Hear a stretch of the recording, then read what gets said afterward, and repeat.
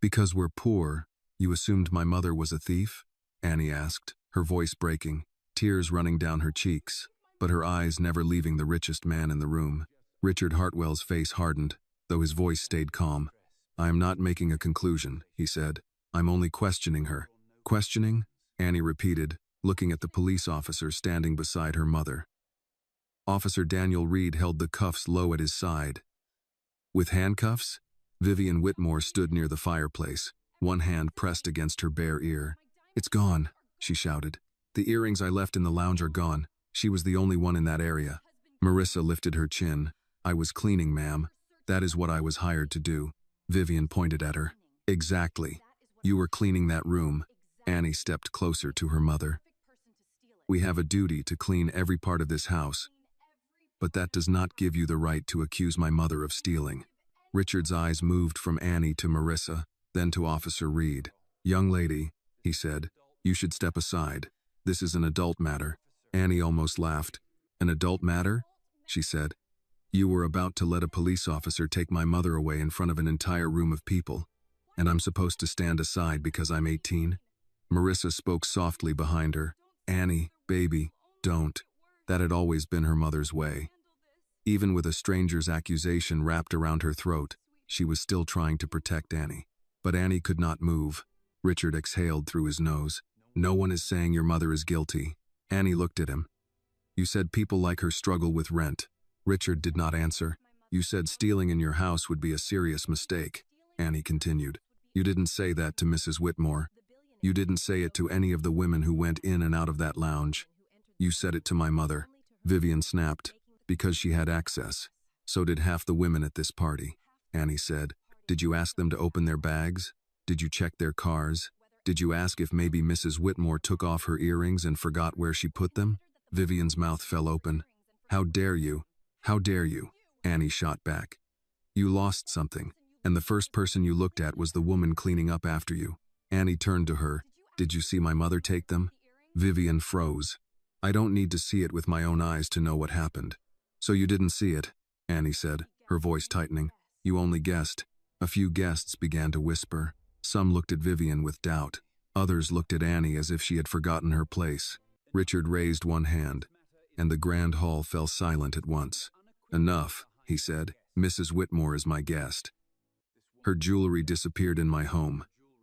This woman was the cleaning employee assigned to that area. The police will handle the rest. Marissa went pale. Sir, please check the cameras, she said. Please have someone search the room again. I didn't take anything. I only cleared a few empty glasses. I don't even look at guests' belongings. Richard looked her over from head to toe. His eyes stopped on her worn shoes, the frayed cuffs of her uniform, then returned to her tired face. If you didn't steal anything, he said, his voice low and cold, then you should have no problem going with the police to answer questions. My mother mops your floors, Annie said slowly. My mother clears wine glasses for your guests. My mother works until her back aches to earn every clean dollar she brings home. But you saw her uniform? And you decided she was a thief? Richard frowned. Be careful with your words. Were you careful with yours? Annie fired back. You just insulted my mother in front of this entire room. Officer Reed stepped forward. Miss, please step back. We only need to take her in for a statement. Annie turned sharply to him. For a statement? Or in handcuffs? The officer was silent for 1 second too long. Marissa quickly placed a hand on her daughter's shoulder. Annie, don't. I don't want you getting in trouble. Annie turned back, tears spilling down again.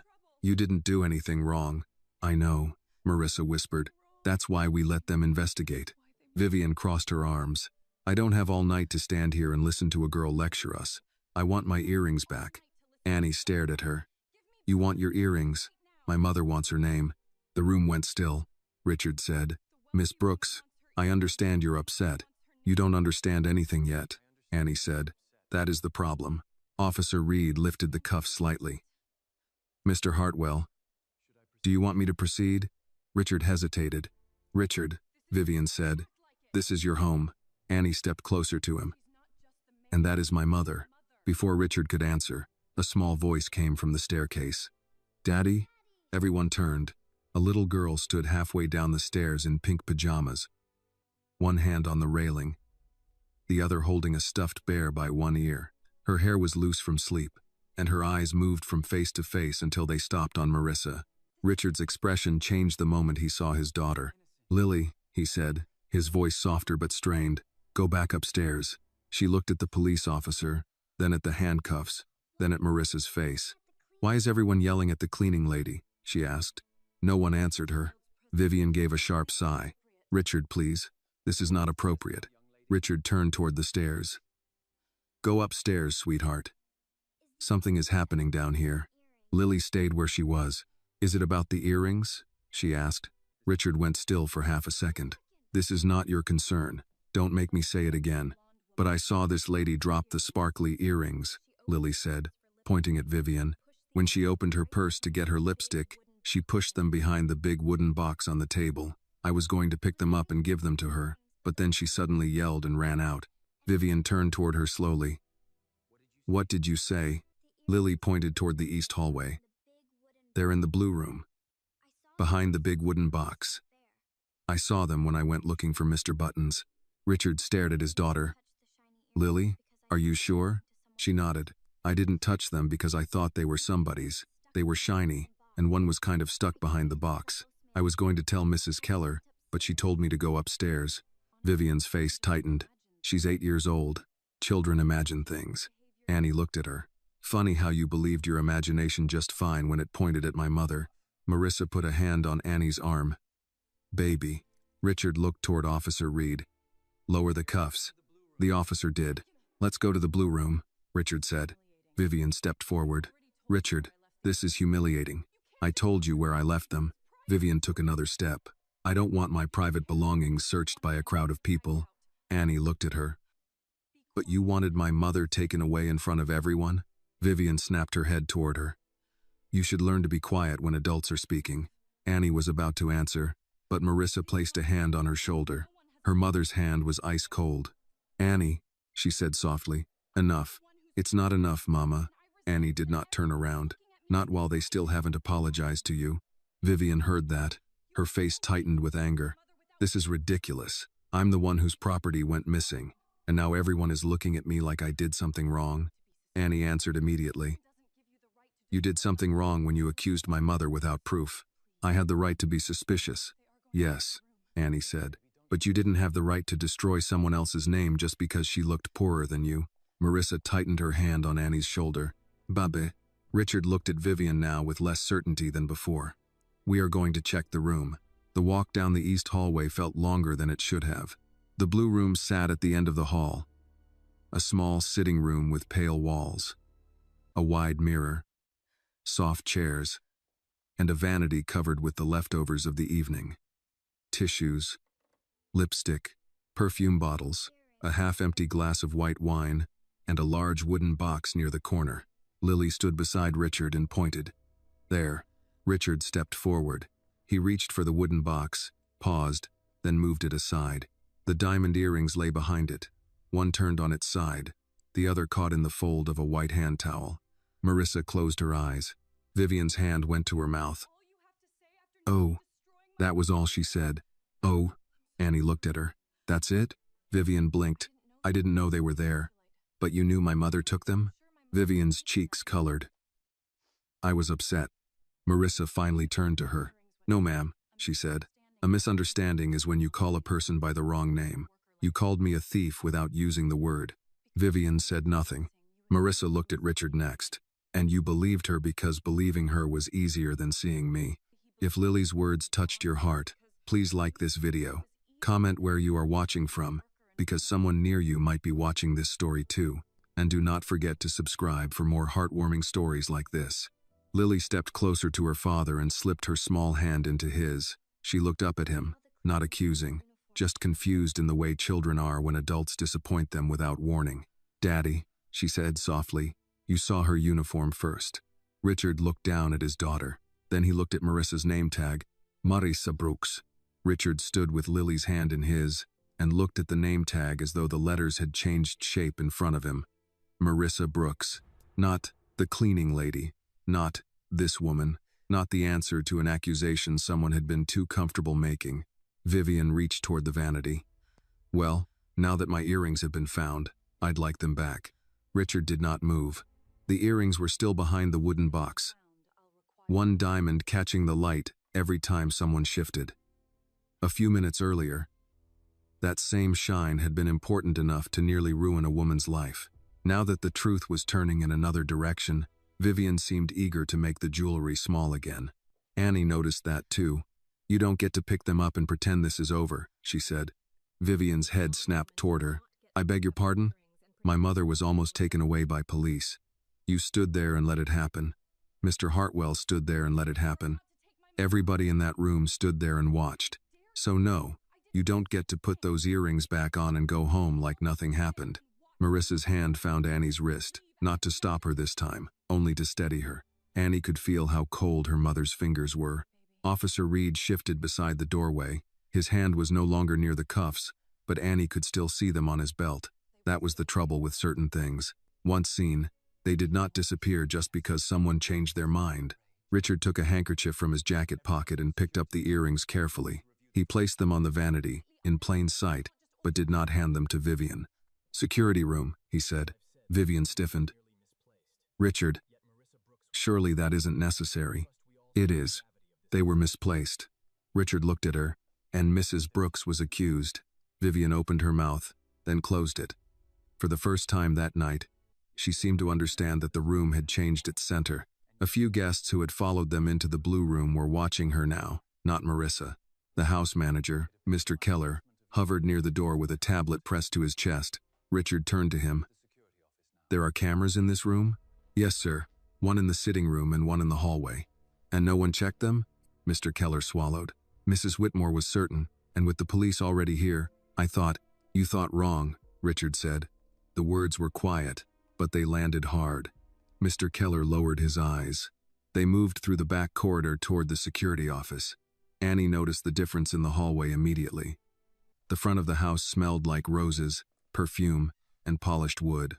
This corridor smelled like floor cleaner, warm wiring, and the dinner trays waiting to be cleared. Guests walked through one world, workers moved through another. Same house, different map. Marissa walked beside Annie without speaking.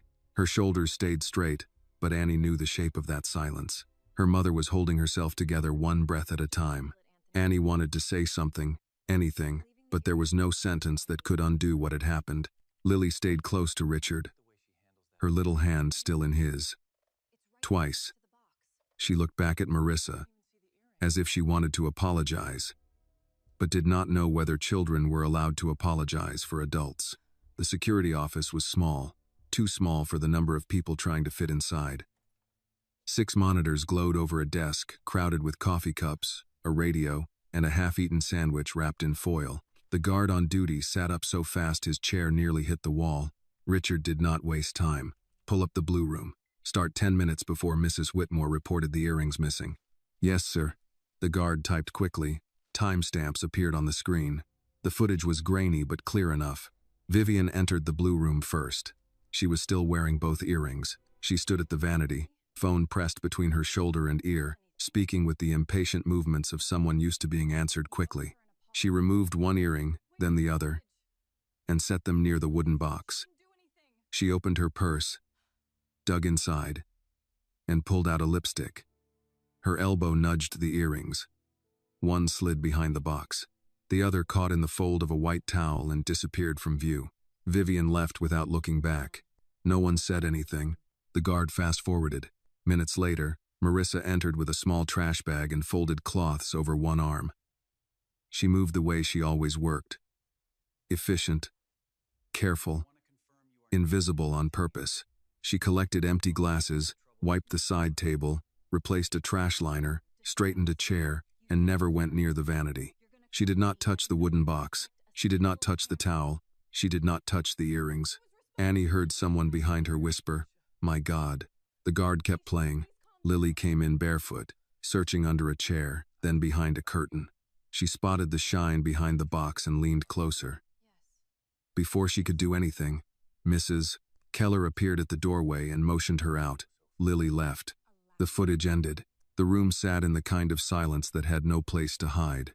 The camera had done what the adults had refused to do. It had looked. Richard's face was still, but not in the way it had been earlier. Before, his stillness had belonged to control. Now it looked like something inside him had been forced to stand trial. Officer Reed cleared his throat. "Mrs. Brooks, you are not being detained. I apologize for the distress." Marissa turned her head toward him. "Distress?"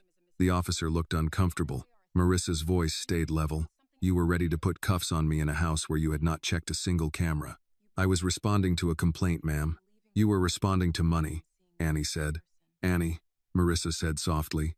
"No, Mama, he was." Mrs. Whitmore said something was stolen. Mr. Hartwell believed her. And suddenly your word weighed less than everybody else's. Officer Reed did not answer. Richard turned to Marissa. "Mrs. Brooks, I was wrong." Marissa looked at him for a long moment. "Yes," she said, "you were." He seemed to expect more. Maybe tears. Maybe gratitude for the correction. Maybe the kind of forgiveness people with power often expect once they stop doing harm. Marissa gave him none of that. Richard drew a slow breath. "I should have checked before allowing this to go so far." Annie looked at him. "Before allowing it?" His eyes moved to her. "You didn't just allow it," she said. "You let it." The word struck him cleanly. His jaw tightened, then loosened. He looked toward the screen, at the frozen image of Marissa doing her work. Head slightly lowered. Hands moving with care in a room where everyone had later decided carelessness belonged to her. Vivian folded her arms. This was an unfortunate misunderstanding. Marissa turned to her again. "No, ma'am. A misunderstanding is when you call a person by the wrong name. You called me a thief without using the word." Vivian's face hardened, but she said nothing. Marissa looked back at Richard. "And you believed her because believing her was easier than seeing me?" Lily leaned against her father's side. "Daddy," she said softly, "you saw her uniform first." Richard looked down at his daughter, then at Marissa's name tag again, as if those words had followed him into the room and would not leave. Marissa Brooks. Annie saw the moment he understood that reading a name after hurting someone was not the same as knowing it before. That was the first honest thing that had happened inside him all night, and even then, it was not enough. Vivian reached for the earrings lying in Richard's handkerchief. "May I have my property now?" Richard did not give them to her. He looked at Officer Reed. "Document the footage first." Vivian stared at him. "You cannot be serious." "I am. It was an accident." "No," Annie said, her voice quiet now. "Dropping them was an accident. Accusing my mother was a choice." No one corrected her. For the first time that night, no one dared. Richard's order changed the room more than an apology had. Officer Reed stepped closer to the monitor and asked the security guard to replay the footage from the beginning. This time, his voice had lost the easy authority it carried in the grand hall. He took out a small notepad, wrote down the timestamps, then asked Mr. Keller for a copy of the video. Vivian stood rigid near the desk. "This is excessive." Richard looked at her. "A woman was nearly taken from my home in handcuffs, because my earrings were missing. Because you accused her." Vivian's mouth tightened. She glanced around, searching for support. But the guests who had followed them into the cramped security office were no longer meeting her eyes. People who had been eager to watch Marissa be questioned now looked uncomfortable watching Vivian be challenged. Annie saw it and hated how late it came. Marissa stood beside her, quiet, shoulders held straight. Only her hands betrayed her. They trembled at her sides, so she folded them together, fingers interlocked until her knuckles paled. Annie wanted to take those hands and warm them between her own, but she knew her mother would not want that here. Not yet. Not while they were still surrounded by the people who had just measured her worth and found it disposable. Officer Reed turned from the monitor. "Mrs. Brooks, I'll state for the record that the footage shows you did not remove or handle the earrings." Marissa looked at him. "For the record?" "Yes, ma'am."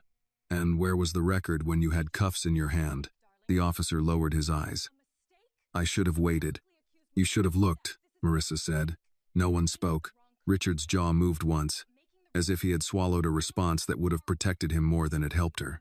Then he said, "She's right." The two words did not repair anything, but they stopped the room from sliding away from responsibility. Vivian gave a brittle laugh. "Fine. She didn't take them. I was mistaken. Is that what everyone needs to hear?" Annie turned to her. "No." Vivian stared. "No?" "No," Annie said. "That's what you say when you pick up the wrong coat from a closet." You didn't just make a mistake. You pointed at my mother and made the room believe she was a criminal. I never used that word. You didn't have to. Marissa touched Annie's arm again. This time the touch was gentle, almost tired. Let me, baby. Annie stepped back. Marissa looked at Vivian, then at Richard, then at the few guests crowded near the doorway. Her voice was not loud, but it carried because the room had finally become quiet enough to hear her. I have cleaned houses for 22 years, she said. I have found cash under sofa cushions, jewelry in bathroom drawers, watches in laundry baskets, pills, passports, wedding rings, things people forget and things people hide. I have returned all of it, every time. Sometimes I got a thank you. Sometimes I got nothing. But I kept doing my work because my name mattered to me even when it did not matter to the people signing the check. Annie felt her throat tighten. Marissa continued. Tonight, you did not ask who I was. You asked what I had access to. You did not ask what kind of woman I was. You looked at my uniform and thought you already knew. Vivian shifted, but Marissa did not let her interrupt. I am poor, Marissa said. That part is true. I know exactly how much rent costs. I know what it feels like to stretch a grocery list until it almost breaks. I know how to make one tank of gas last longer than it should. But being poor has never made me a thief. The words settled over the room. Richard looked down. Annie watched him. The man who had seemed so large in the ballroom seemed smaller now, not weak, but stripped of the distance his wealth had given him. He could not hide behind the chandeliers in a room this small. He could not make the truth look like a misunderstanding under fluorescent lights. Lily slipped away from her father and moved toward Marissa. Richard reached slightly, then stopped himself. I'm sorry, Lily said. Marissa's face softened at once. Oh, honey, you told the truth. You don't owe me an apology. Lily looked at the floor. I should have said it faster. You're 8, Marissa said. The grown-ups should have asked faster. That sentence landed harder than anything else had. Richard closed his eyes for a moment. Vivian looked toward the door. I would like to leave. You'll wait, Richard said. She turned on him. Excuse me? You'll wait until Officer Reed finishes documenting the footage. Then you'll apologize to Mrs. Brooks. Vivian's face changed. Richard, don't be absurd. It isn't a request. The old authority returned to his voice, but now it was pointed in a direction Annie had not expected. Vivian heard it too. Her pride fought her fear of embarrassment and lost by an inch. She turned to Marissa. I'm sorry if you felt accused. Annie let out a breath through her nose. If? Marissa raised one hand slightly, stopping her. She looked at Vivian. That is not an apology. Vivian's cheeks flushed. I said I was sorry. No, Marissa said. You said you were sorry for how I felt. My feelings did not accuse me. You did. The room held still again. Vivian's eyes shone, not with remorse, but with anger at being cornered. I'm sorry I accused you. Marissa waited. Vivian's jaw tightened. Without proof. Marissa nodded once. Thank you. The words were polite, but Annie heard what they did not include. They did not include forgiveness. Richard turned to Officer Reed. When you complete your report, I want a copy sent to Mrs. Brooks. I also want confirmation that she was never detained. Officer Reed nodded. Yes, sir.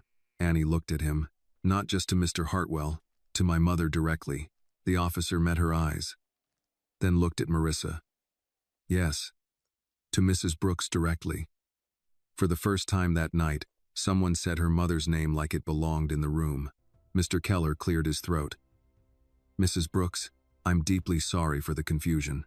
Marissa looked at him. Confusion did not grab my arm. His face went red. Richard turned sharply. Who grabbed her? Mr. Keller hesitated. Marissa answered. One of your staff. I don't know his name. He didn't give me the courtesy of his. Richard's expression darkened. Find out.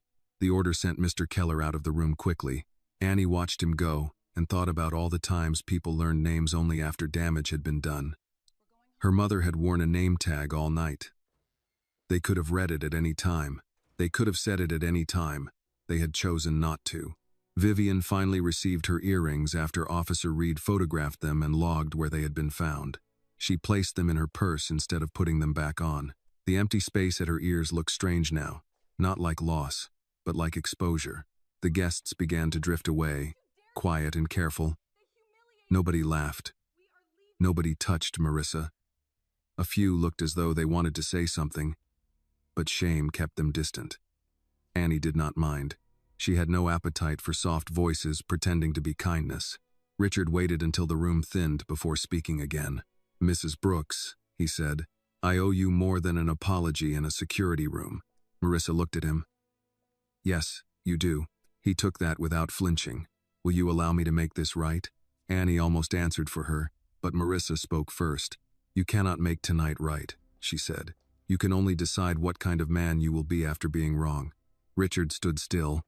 Lily looked up at him, her small hand finding his again. Annie saw his fingers close around his daughter's hand, slowly this time, as if he needed something honest to hold. Marissa turned toward the door. "Come on, Annie, we're going home." They walked out through the service corridor, not the grand hall. Annie noticed that too.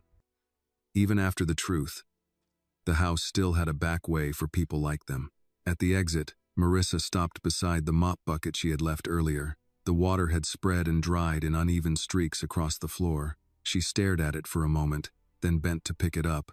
Annie grabbed her hand. "Mama, leave it." Marissa looked at the bucket, then at the hallway behind them, where Richard Hartwell stood watching, silent. For once, Marissa did not clean up the mess. She straightened, took her daughter's hand, and walked out into the cold Atlanta night. The cold outside did not feel clean. It felt sharp. Annie and Marissa crossed the gravel drive without speaking. Behind them, Hartwell Estate glowed as if nothing had happened inside it. Every window warm, every column lit, every parked car polished under the lamps. From a distance, the house still looked beautiful. That made Annie angrier. A place could look graceful from the road and still hold ugliness in its rooms. Marissa walked with her purse tucked under one arm, her cleaning shoes making soft sounds against the stone. Annie kept expecting her mother to say something. She expected anger, a prayer, maybe one of those hard little lessons Marissa used when life disappointed her again. But Marissa said nothing. Their old Toyota Corolla sat near the service lot, between a catering van and a truck from the floral company. The windshield had fogged at the edges. Annie opened the passenger door, then stopped when she realized her mother had not moved. Marissa stood beside the driver's door, looking down at her hands. "Mama?" Marissa flexed her fingers once. The skin around her wrist was red where the officer had held her. Not bruised yet, but it would be by morning. Annie saw it and felt the rage return so fast it almost made her dizzy. "He touched you," Annie said. Marissa looked at the mark as if she had only now noticed it. "It'll fade. That's not the point." "I know." Annie waited. The night hummed around them. Somewhere beyond the hedges, traffic moved along the road. Ordinary people heading home from late shifts, grocery runs, church meetings, hospital visits. The world kept going. That felt unfair too. Marissa unlocked the car and sat behind the wheel. Annie got in beside her. For a while, neither of them closed the doors. The air inside smelled like lemon wipes, old coffee, and the peppermint candies Marissa kept in the console for long drives between jobs. Finally, Marissa pulled her door shut. Annie did the same. The sound was small, but it made the night feel final. Marissa put the key in the ignition, then stopped. Her hand stayed there, unmoving. "I am sorry," she said. Annie turned. "For what?" "For you seeing that." Annie stared at her. "Mama, no." Marissa looked straight ahead through the windshield. A child should not have to stand between her mother and handcuffs. "I'm not a child. You are mine." The answer broke something in Annie's chest. She looked out the window because if she looked at her mother, she would cry again, and she was tired of crying in places where people had already taken too much. "You didn't do anything wrong," Annie said. "I know. Then don't apologize." Marissa's mouth trembled once, but she held it still. "I am not apologizing for what they did. I am apologizing because I wanted better for you than this." The engine clicked when she turned the key. The Corolla shuddered awake. Marissa backed out slowly. Past the catering crew. Past two valets pretending not to look at them. Past the side entrance where workers came and went without touching the front steps. Annie watched the mansion shrink in the side mirror until the gates closed behind them. For the first mile, there was only the road. Then Annie said, "You should have let me say more." Marissa gave a tired breath. "You said plenty. Not enough. You think words fix men like that? No, but silence feeds them. Marissa glanced at her. Annie's hands were clenched in her lap. They were going to let him take you. All those people. They heard her. They heard him. They saw the cuffs. Nobody said a thing until Lily came down. People protect their comfort before they protect the truth, Marissa said. Especially when the truth might cost them dinner invitations. That's awful. It is old, Marissa said. That was worse somehow. They drove through neighborhoods that changed block by block. Manicured lawns gave way to gas stations with flickering signs, late-night chicken places, small churches with letterboards, barber shops closed behind metal grates. Atlanta had always been like that to Annie. Stitched together from wealth and work, memory and neglect. New glass towers rising not far from streets where grandmothers still swept their porches at sunrise. At a red light, Annie looked at her mother's hands on the wheel. Those hands had cleaned homes in Buckhead, offices downtown, rental houses near Decatur, and medical clinics where Marissa came after hours so no one would see who made the rooms ready for the next day. Those hands had packed school lunches, braided Annie's hair, sewn buttons on second-hand coats, counted cash at the kitchen table. Tonight, strangers had looked at those same hands and imagined theft. Do you think he meant it? Annie asked. Who? Mr. Hartwell. When he said he owed you more than an apology. Marissa did not answer right away. That man is used to making problems disappear, she said at last. I don't know if he understands the difference between fixing a problem and facing it. Annie let that sit. What about Mrs. Whitmore? Marissa's eyes stayed on the road. She understood exactly what she did. She said sorry. No, Marissa said.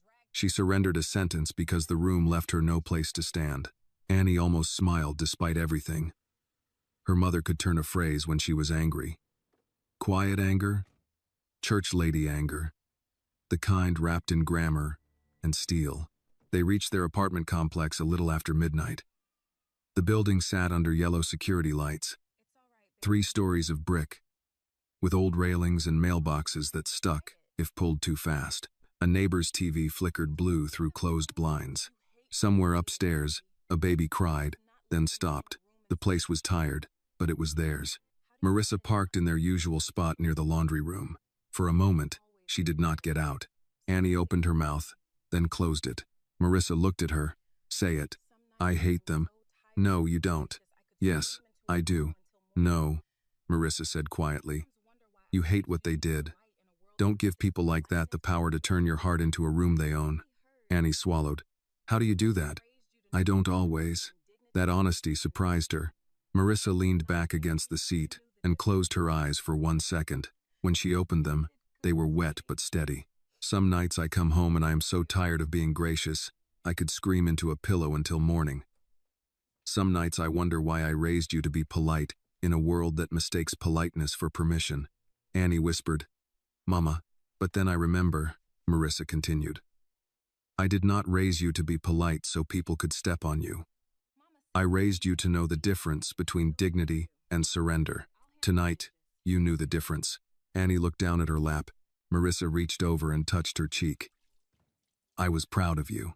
The words made Annie cry again, but this time the tears came quietly, with no room full of strangers to witness them. Inside the apartment, the kitchen light buzzed when Annie flipped it on. There were 2 plates in the sink from breakfast, a dish towel over the oven handle, and Marissa's work schedule pinned to the fridge with a magnet shaped like a peach. Home did not look like much, but no one here looked through them. Marissa took off her shoes by the door and winced. Annie noticed. Sit down, she said. Annie, sit down, Mama.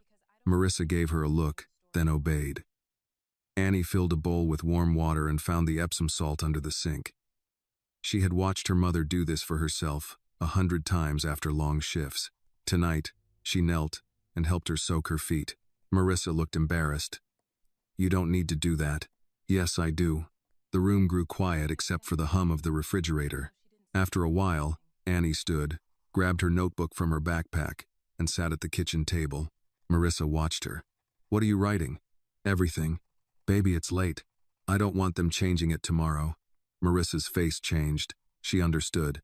Annie opened to a blank page. Her hand shook at first, then steadied. Hartwell Estate. 11:43 p.m.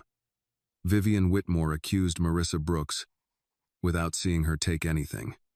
Richard Hartwell said, People like her struggle with rent. Officer Reed had handcuffs in his hand. Lily Hartwell saw the earrings behind the wooden box. Camera confirmed Mama never touched them. She paused, then added one more line. My mother did not steal a thing, but tonight they tried to take her name. Marissa read it from across the table. She did not tell Annie to stop. Outside, a car passed slowly through the parking lot. Somewhere in the building, pipes knocked behind the walls. Annie kept writing until the page was full, because truth, she was beginning to understand, needed witnesses. And when a room full of adults decided not to be witnesses, somebody had to write it down. By morning, Annie's hand ached from writing. She had filled 6 pages before the sun came up. Not because there was that much mystery left, but because every time she tried to stop, another detail returned to her. Vivian's hand pressed against her bare ear, Richard's voice when he said people like you, Officer Reed's fingers around the cuffs, the way her mother closed her eyes when the earrings were found, as if innocence had arrived too late to feel like relief. At 6:15, Marissa was already dressed for work. Annie found her in the kitchen, buttoning the same blue uniform she had worn the night before. It had been washed by hand and hung over the shower rod for a few hours, but the cuff was still frayed, and the collar still looked tired. Marissa pinned her name tag on straight. Marissa Brooks. Annie stared at it. You're going in? Marissa did not look up. Mrs. Alvarez needs her office cleaned before noon. You slept 2 hours. I've worked on less. That doesn't make it right. No, Marissa said. It makes it Tuesday. Annie stood by the table, notebook still open behind her. The kitchen smelled like instant coffee and toast. Outside, someone's truck coughed to life in the parking lot. It should have been an ordinary morning. That was the insult of it. How the world expects an ordinary from people who had been wounded the night before. You should call out, Annie said. Marissa poured coffee into a travel mug. And say what? That a rich woman misplaced earrings and a rich man insulted me. So now my rent can wait? Mr. Hartwell said he'd make it right. Marissa gave her a look. And you believed him? Annie hesitated. Marissa nodded as if that was answer enough. Powerful men say many things when their daughters are watching. The sentence stayed in the kitchen after she said it. Annie closed the notebook. Then, let me come with you. No. Mama. No, you have school. I can miss one day. You will not miss school because somebody else forgot how to treat us. Annie hated when her mother's pride sounded like a locked door. You're acting like nothing happened. Marissa stopped. Her hand rested on the counter. For a moment, Annie saw the weight of the night settle over her shoulders again. I am acting like everything happened, Marissa said. That is why I'm going to work. Annie did not understand. Marissa turned to face her. They wanted me to look ashamed. They wanted me to leave that house smaller than I entered it. If I hide in this apartment today, they get a piece of what they wanted. That's not hiding. That's resting. Marissa softened. I'll rest when I can afford to. The words were practical, not bitter. That made them hurt more. Before Annie could answer, Marissa's phone buzzed on the counter. She looked at the screen. The name made her face go still. Peachtree Premier Cleaning. Annie knew the company. They assigned most of Marissa's larger jobs, including Hartwell Estate. Marissa wiped her hand on a dish towel before answering. Good morning, this is Marissa. Annie watched her mother listen. Yes, ma'am, Marissa said. I understand there was an incident, but the cameras showed I didn't. She stopped. The kitchen seemed to shrink. No, ma'am. I was not arrested. No, ma'am. The police confirmed. Another pause. Marissa looked down at the floor. Her voice stayed polite because politeness had been trained into her by years of needing work from people who did not deserve it. I understand. Thank you for calling. She hung up. Annie already knew. They fired you? Suspended, Marissa said. Pending review. That means fired. It means pending review. Mama. Marissa picked up her travel mug, then set it down again. They said the Hartwell family has not filed a complaint against me, but several clients heard there was a police matter. They don't want to send me into private homes until things are clarified. Clarified? Annie's voice rose. It was clarified on camera. They said perception matters. Annie felt something hot and helpless climb her throat. Whose perception? The people who were wrong. Marissa did not answer. She moved to the sink and rinsed a spoon that was already clean. Annie grabbed her notebook. I'm calling Mr. Hartwell. No, you are not. He caused this. He contributed to it. He caused it, Annie said. He said those words in front of everybody. He let the officer pull out cuffs. Now your company thinks you're a risk. Marissa turned off the water. And what do you want to do? Beg him to fix our lives? No, make him face what he broke. Marissa looked at her daughter for a long time. There is a difference between asking for justice and handing somebody your dignity with a receipt attached. I'm not handing him anything. I'm making a record. Annie opened the notebook and wrote, 8:07 a.m. Peachtree Premier Cleaning suspended Mama because of perception, even after camera proved she did nothing. Marissa watched the pen move. You write like your grandmother, she said quietly. Annie looked up. Grandma wrote things down? Everything. Bills, recipes, birthdays, people who owed her money, people who owed her an apology. A faint smile crossed Marissa's face and vanished. She used to say paper remembers what people edit. Annie looked down at the page. She was right. At Hartwell Estate, Richard had not slept either. He stood in the blue room after sunrise, alone except for the housekeeper vacuuming the hall outside. The room had been restored. The glasses were gone. The towel had been replaced. The wooden box sat back on the vanity as if it had not hidden the truth a few hours before. That bothered him. He had spent most of his life believing order was proof that things were under control.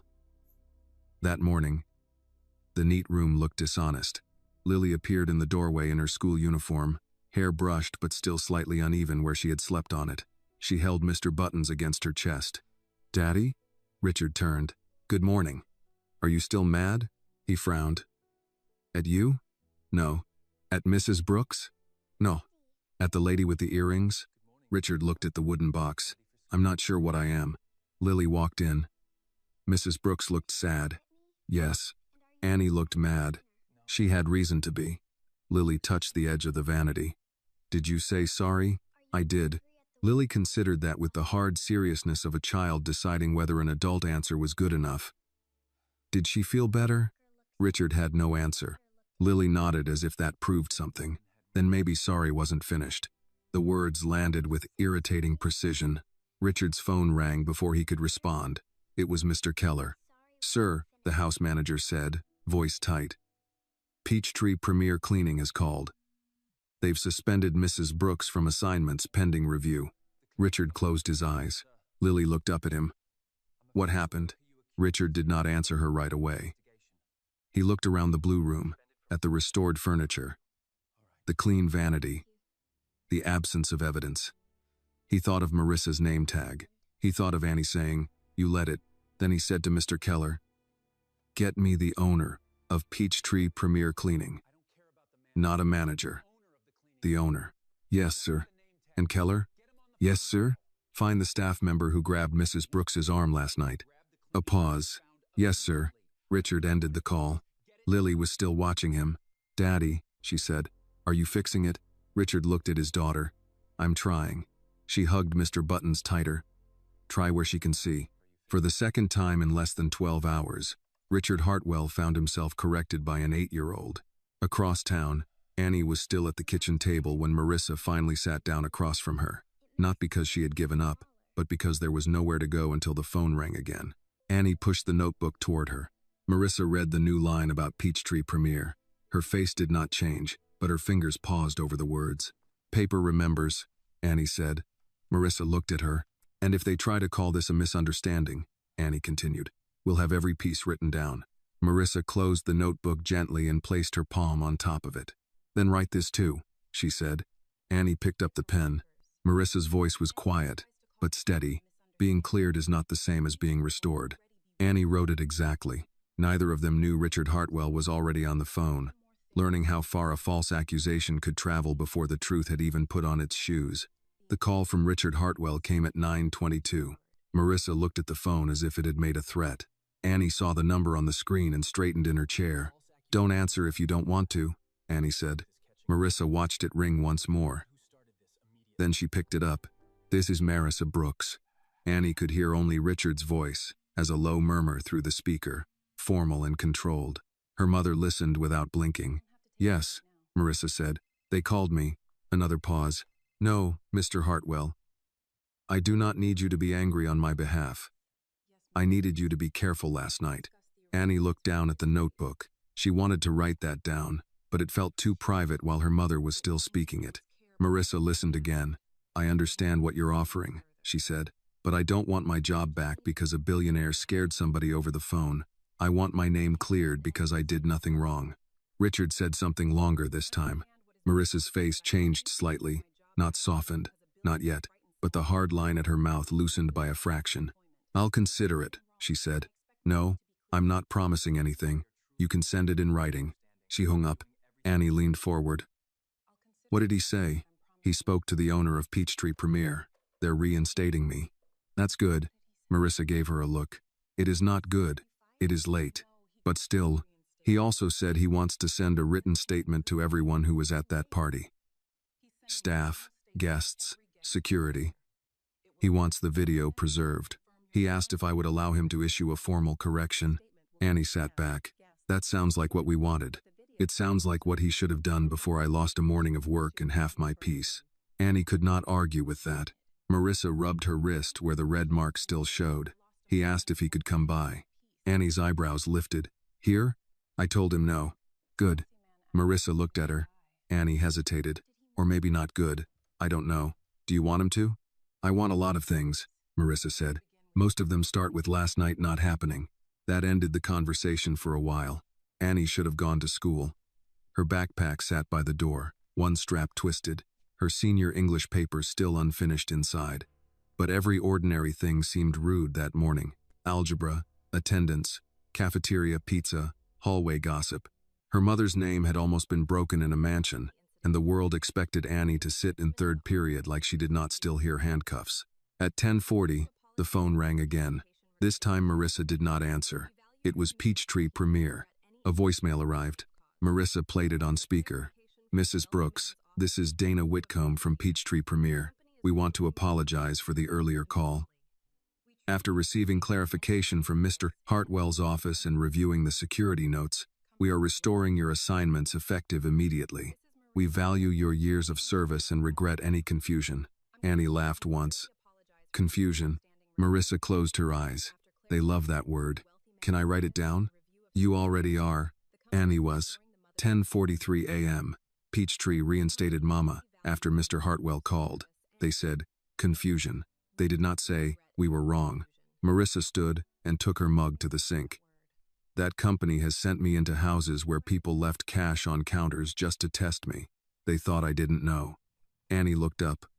What? Some people do that. A 20 on a dresser, a bracelet near the sink, a wallet half open, then they call it trust once you pass. That's sick.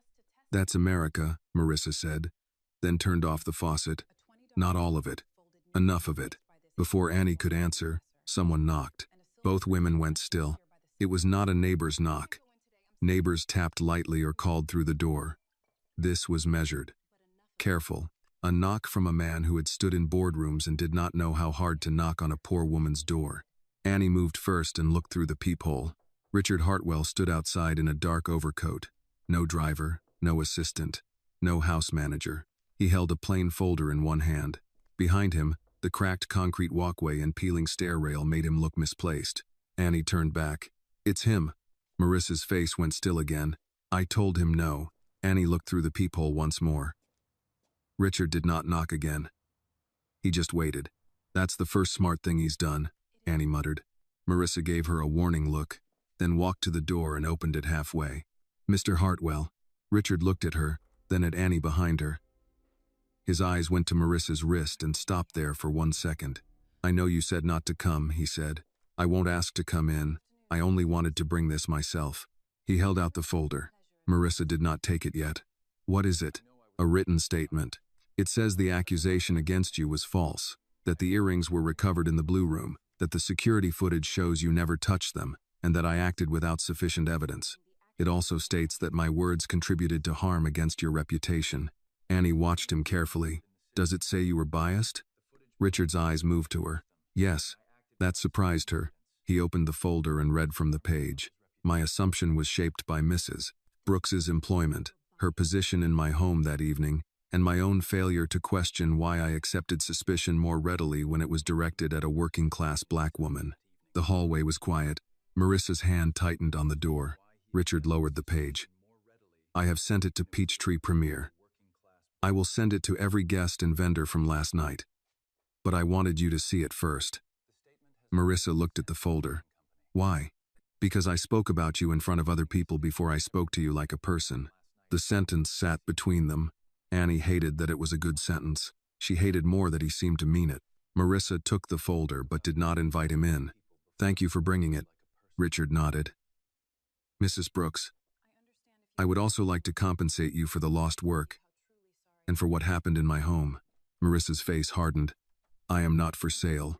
I didn't mean. I know what you meant. I'm telling you where the line is. Richard accepted that. Then tell me how to approach it. Annie looked at her mother. Marissa seemed tired down to the bone, but her voice stayed clear. You don't approach it today, she said. Today you let me decide what I can stand to read. Today you go home and explain to your daughter why she had to be the one to tell the truth in a room full of adults. Richard looked down. Marissa began to close the door, then stopped. And Mr. Hartwell? Yes? If you send that letter, do not call it an unfortunate incident. Do not call it confusion. Do not call it a misunderstanding. Richard nodded slowly. What should I call it? Marissa looked him in the eye. What it was. She closed the door. For a moment, neither she nor Annie moved. Then Marissa handed the folder to her daughter and sat at the kitchen table as if her knees had finally remembered the night before. Annie opened the folder and read the first line. To Mrs. Marissa Brooks, and to every person who witnessed what happened in my home. She looked at her mother. Marissa whispered, Keep reading. Annie did, and for the first time since the earrings disappeared, the truth began moving faster than the lie. Annie read the letter twice. The first time, she read it as a daughter, with her hands tight around the pages and her eyes stopping on every sentence that named what had happened. The second time, she read it like a witness. She checked what Richard admitted and what he avoided. He admitted the accusation had been false. He admitted the earrings had been found in the blue room behind the wooden box. He admitted security footage showed Marissa Brooks had not touched them. He admitted he had allowed suspicion to move faster than evidence. He admitted his words about rent and people like her had been harmful, biased, and wrong. Annie stopped there and looked up. Marissa sat across from her with both hands around a mug she had not drunk from. He wrote biased, Annie said. I heard. He didn't soften it. No. Annie looked back at the letter. Do you believe him? Marissa was quiet for a while. Outside the kitchen window, a maintenance man pushed a cart past the laundry room. Somebody upstairs dropped something heavy, then cursed under their breath. The building kept living around them. I believe he knows he was wrong, Marissa said. That is not the same as knowing what to do with being wrong. Annie nodded slowly. That sounded like something her mother would say, and also like something she would need years to understand fully. At noon, the statement went out. Annie knew because her phone started buzzing first. A text came from Kayla, her best friend from school. Girl, what happened at some rich people house last night? Then another. My aunt works catering. She said a lady accused your mom. Then a third. Are you okay? Annie stared at the screen, then turned it face down. Marissa noticed. People are talking? They were always going to. Then let them talk with the truth in their mouths. That line went into the notebook. 12:14 p.m. Mama said let them talk with the truth in their mouths. By 2 o'clock, Peachtree Premier had sent a second email. This one did not say confusion. It said Mrs. Brooks was wrongly implicated in a matter that has since been fully resolved by video evidence. It said her assignments would continue uninterrupted. It said the company valued her integrity and years of trusted service. Annie read it out loud and made a face. They valued your integrity after Mr. Hartwell put it in writing. Marissa took the phone and read the email herself. Still no apology. Do you want me to reply? No. I could make it sound professional. That is what worries me. Annie almost smiled. It was the first almost smile in the apartment all day. Then another message came in, this one from an unknown number. It was a screenshot of a social media post. Someone who had been at the party had written, Last night at Hartwell Estate, there was an unfortunate situation involving misplaced jewelry and a staff member. Glad it was resolved peacefully. Annie's face changed. Marissa saw it. What? Annie handed her the phone. Marissa read the post, then closed her eyes. There it is. What? The polishing. Annie stood so fast, the chair scraped. No, absolutely not. Annie, no, Mama. They are not going to turn what happened to you into misplaced jewelry and a staff member. Marissa did not stop her this time. Annie opened her notebook, took a picture of the page where she had written the time, the words, the cuffs, Lily, the camera. She did not post it. Not yet. Instead, she typed a comment under the woman's post with hands that shook only at the beginning. My mother has a name. Her name is Marissa Brooks. She was accused without proof, nearly taken away in handcuffs, and cleared by camera footage. That is not misplaced jewelry and a staff member. That is a false accusation against a working woman who deserved better. She read it to Marissa.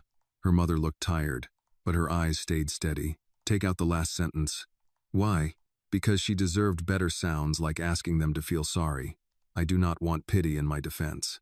Annie deleted it. Marissa thought for a moment. Right. She deserved the truth before suspicion. Annie changed it and posted. For 10 minutes, nothing happened. Then everything happened at once. Kayla liked the comment. Then her aunt did. Then 2 catering workers added their own comments. One wrote, I was there. The daughter is telling the truth. Another wrote, the police had cuffs out before anyone checked cameras. The original poster deleted her post. Annie stared at the screen. She deleted it. Marissa sipped her cold coffee. Some people only like peace when it protects them. At Hartwell Estate, Richard saw the deleted post because Lily's nanny, Mrs. Keller, showed it to him with trembling hands. I thought you should know, sir, she said. Richard read Annie's comment twice. She deserved the truth before suspicion. He placed the phone on his desk and rubbed his forehead. Across from him, Mr. Keller stood stiffly, still waiting to report what Richard had asked for earlier. Did you find out who grabbed Mrs. Brooks's arm? Richard asked. Yes, sir. One of the temporary floor supervisors, Mark Ellison. He said he was trying to keep her from leaving before the police arrived. Had she tried to leave? No, sir. Richard looked up. Mr. Keller swallowed. She was standing beside the mop bucket. Richard leaned back in his chair. The office around him was paneled in dark wood, lined with awards, framed newspaper covers, photographs of ribbon cuttings and charity dinners. In one picture, Richard was shaking hands with the mayor. In another, he stood at a fundraiser for working families. He looked at that one for too long. Terminate Ellison from any Hartwell event list, he said, and send Mrs. Brooks a written account of that decision. Yes, sir. No vague language. Say why. Mr. Keller nodded. Yes, sir. After he left, Richard sat alone until Lily came in without knocking. She had changed out of her school uniform and still carried Mr. Buttons, though Richard suspected she was old enough not to need him and young enough to pretend she did. Are you working? She asked. I'm trying to. On Mrs. Brooks? Richard turned his chair toward her. Yes. Lily climbed onto the visitor chair, legs too short to reach the floor. Did she say thank you? No. Why? Because I have not done enough to be thanked. Lily seemed to accept that. Can I write her a note? Richard blinked. You want to? Yes. I want to tell her I'm sorry the grown-ups were slow. Richard looked at his daughter for a long moment. I think she would appreciate that. Lily frowned. Appreciate means like, but quieter? Despite himself, Richard breathed out a small laugh. Something like that. Lily nodded. Then I'll write it. That evening, Annie and Marissa were eating grilled cheese sandwiches at the kitchen table when another knock came. This one was lighter.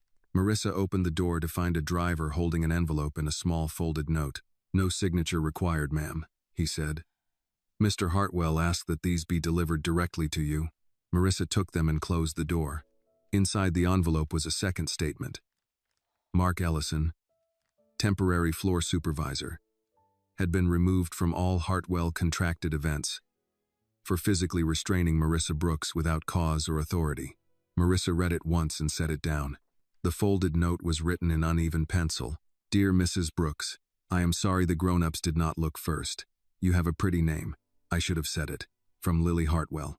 Marissa covered her mouth with one hand. Annie read the note over her shoulder and felt her anger shift. Not disappear, but make room for something else. She's a good kid, Annie said. Marissa nodded. Yes, she is. Annie picked up her notebook and wrote Lily's sentence carefully. The grown-ups did not look first. Then beneath it, she added one of her own. That is how injustice starts. Not always with hate. Sometimes with people deciding they already know where to look. The next morning, Annie went back to school because Marissa stood in the kitchen doorway and made it clear that justice did not excuse truancy. "You have first period English," Marissa said, holding out Annie's backpack. "Mama, I barely slept." "Neither did I." "That's not an argument. It is when I'm still going to work." Annie took the backpack but did not put it on. "What if people ask?" "They will." "What do I say?" Marissa leaned against the doorframe. Her uniform was clean, her name tag straight, her shoes polished, as well as old shoes could be polished. The red mark on her wrist had faded but not disappeared. "You say the truth," she said. "Not more than you owe, not less than you need." Annie looked at her mother for a long moment. "Are you scared to go back?" Marissa smiled without humor. "Of course. Then why are you acting like you're not?" "I'm not acting. I'm choosing." That answer followed Annie all the way to school. By second period, everyone knew enough to know something. That was how stories traveled in high school. They arrived without facts, wearing confidence. Annie heard whispers at her locker, in the hall outside chemistry, near the vending machines. Some students looked at her with concern. Others looked at her like she had become part of a video they had not seen yet. Kayla found her before lunch and pulled her into the empty choir room. "Okay," Kayla said, closing the door. "Tell me what actually happened." Annie set her backpack on a chair. "My mother was working at Hartwell Estate. Some rich woman lost earrings. She blamed Mama. Hartwell called the cops. His daughter found the earrings where the woman dropped them." Kayla's mouth opened. "That's the short version?" "That is the clean version." Kayla sat down slowly. "Did they really have cuffs out?" Annie nodded. Kayla's face changed. She had known Annie since 6th grade. She had eaten Marissa's cornbread, borrowed Marissa's umbrella, fallen asleep on their couch during sophomore finals. To Kayla, Marissa was not a headline or a staff member. She was the woman who packed extra sandwiches because teenage girls lie about not being hungry. "I'm sorry," Kayla said. Annie looked away. "I hate that sentence today." "I know. I don't have a better one." That made Annie breathe out. Not quite a laugh. Close. At lunch, Annie checked her phone and saw that Richard's statement had been forwarded, screenshotted, discussed, praised, criticized, and repackaged by people who had not been there. Some comments called him brave for admitting bias. That made Annie so angry she had to put the phone down. Brave. Her mother had stood in a room with handcuffs waiting. Richard had written a letter after being proven wrong. People loved a powerful man's apology more than a poor woman's innocence. Annie wrote that down in the margin of her notebook and underlined it twice. Across town, Marissa returned to work at an office building off Peachtree Street, not Hartwell Estate, not yet. A small accounting firm with beige walls, glass partitions, and employees who left coffee rings on desks. She clocked in at 5:03 p.m. The woman at the front desk smiled too brightly. "Marissa, good to see you." Marissa nodded. "Good evening, Miss Janet." There it was, that tightness in the woman's face, the knowledge, the desire to be kind without knowing how. Marissa had seen it before after deaths, layoffs, evictions, hospital scares. People approached the wounded like they were holding a glass too full. "If you need anything tonight," Janet began. "I need the supply closet key." Janet blinked, then handed it over. "Of course." Marissa cleaned the conference room first. She wiped the table in long, even strokes, emptied trash bins, replaced liners, cleaned fingerprints from the glass door. Work steadied her. It always had. The rag in her hand, the checklist on the cart, the order of tasks. There was mercy in a thing that made sense. In the third office, she found a $20 bill on the floor beneath a rolling chair. She looked at it for a long moment. Then she picked it up, walked back to the front desk, and placed it in front of Janet. This was under Mr. Lowell's chair. Janet's face flushed. "Oh, thank you." Marissa waited. Janet looked confused. "I'll make sure he gets it." Marissa nodded and went back to work. She did not know why that small moment hurt more than expected, maybe because she had returned money all her life, and still one accusation had been enough to make people wonder. A reputation could take 20 years to build and 10 seconds to threaten. That was the math working people lived with. At Hartwell Estate, Richard sat at his desk with 3 printed pages in front of him. His legal counsel had revised the statement he wanted to send to all guests. The new version was safer, cleaner, less direct. He read the first line again. "An unfortunate incident occurred during last evening's private gathering." He took a pen and crossed it out. Lily sat on the rug near the fireplace, drawing with colored pencils. She had been allowed to stay in his office after dinner because, as she put it, "You make better choices when I'm here." Richard had not argued. "What does unfortunate mean?" she asked without looking up. "It means something bad happened." "Then why not say bad?" Richard looked at the crossed-out sentence. "Because adults like words that make bad things sound less bad." Lily considered that. "That's sneaky." "Yes," Richard said. "It can be." He pulled a fresh sheet toward him and wrote by hand. "Last night, in my home, Mrs. Marissa Brooks was falsely accused of stealing jewelry. The accusation was made without evidence. I accepted it too quickly. I allowed police involvement before the room had been searched and before security footage had been reviewed. That was wrong." He paused, then added the line he had been avoiding because it left him nowhere to hide. "My judgment was influenced by bias." His pen stopped. Lily looked up. "Is bias when you think something before you know something?" Richard stared at her. "Yes," he said. "That is a very good definition. Did you have it?" "Yes." "With Mrs. Brooks?" "Yes." Lily went back to coloring. "Then write that." So he did. Later that evening, Annie and Marissa met at the bus stop because the Corolla had started making a grinding sound and Marissa refused to push it another day without a mechanic looking at it. They sat together on the bench under the flickering shelter light. Marissa smelled faintly of disinfectant and cold air. Annie smelled like school hallway and cheap cafeteria fries. "How was it?" Annie asked.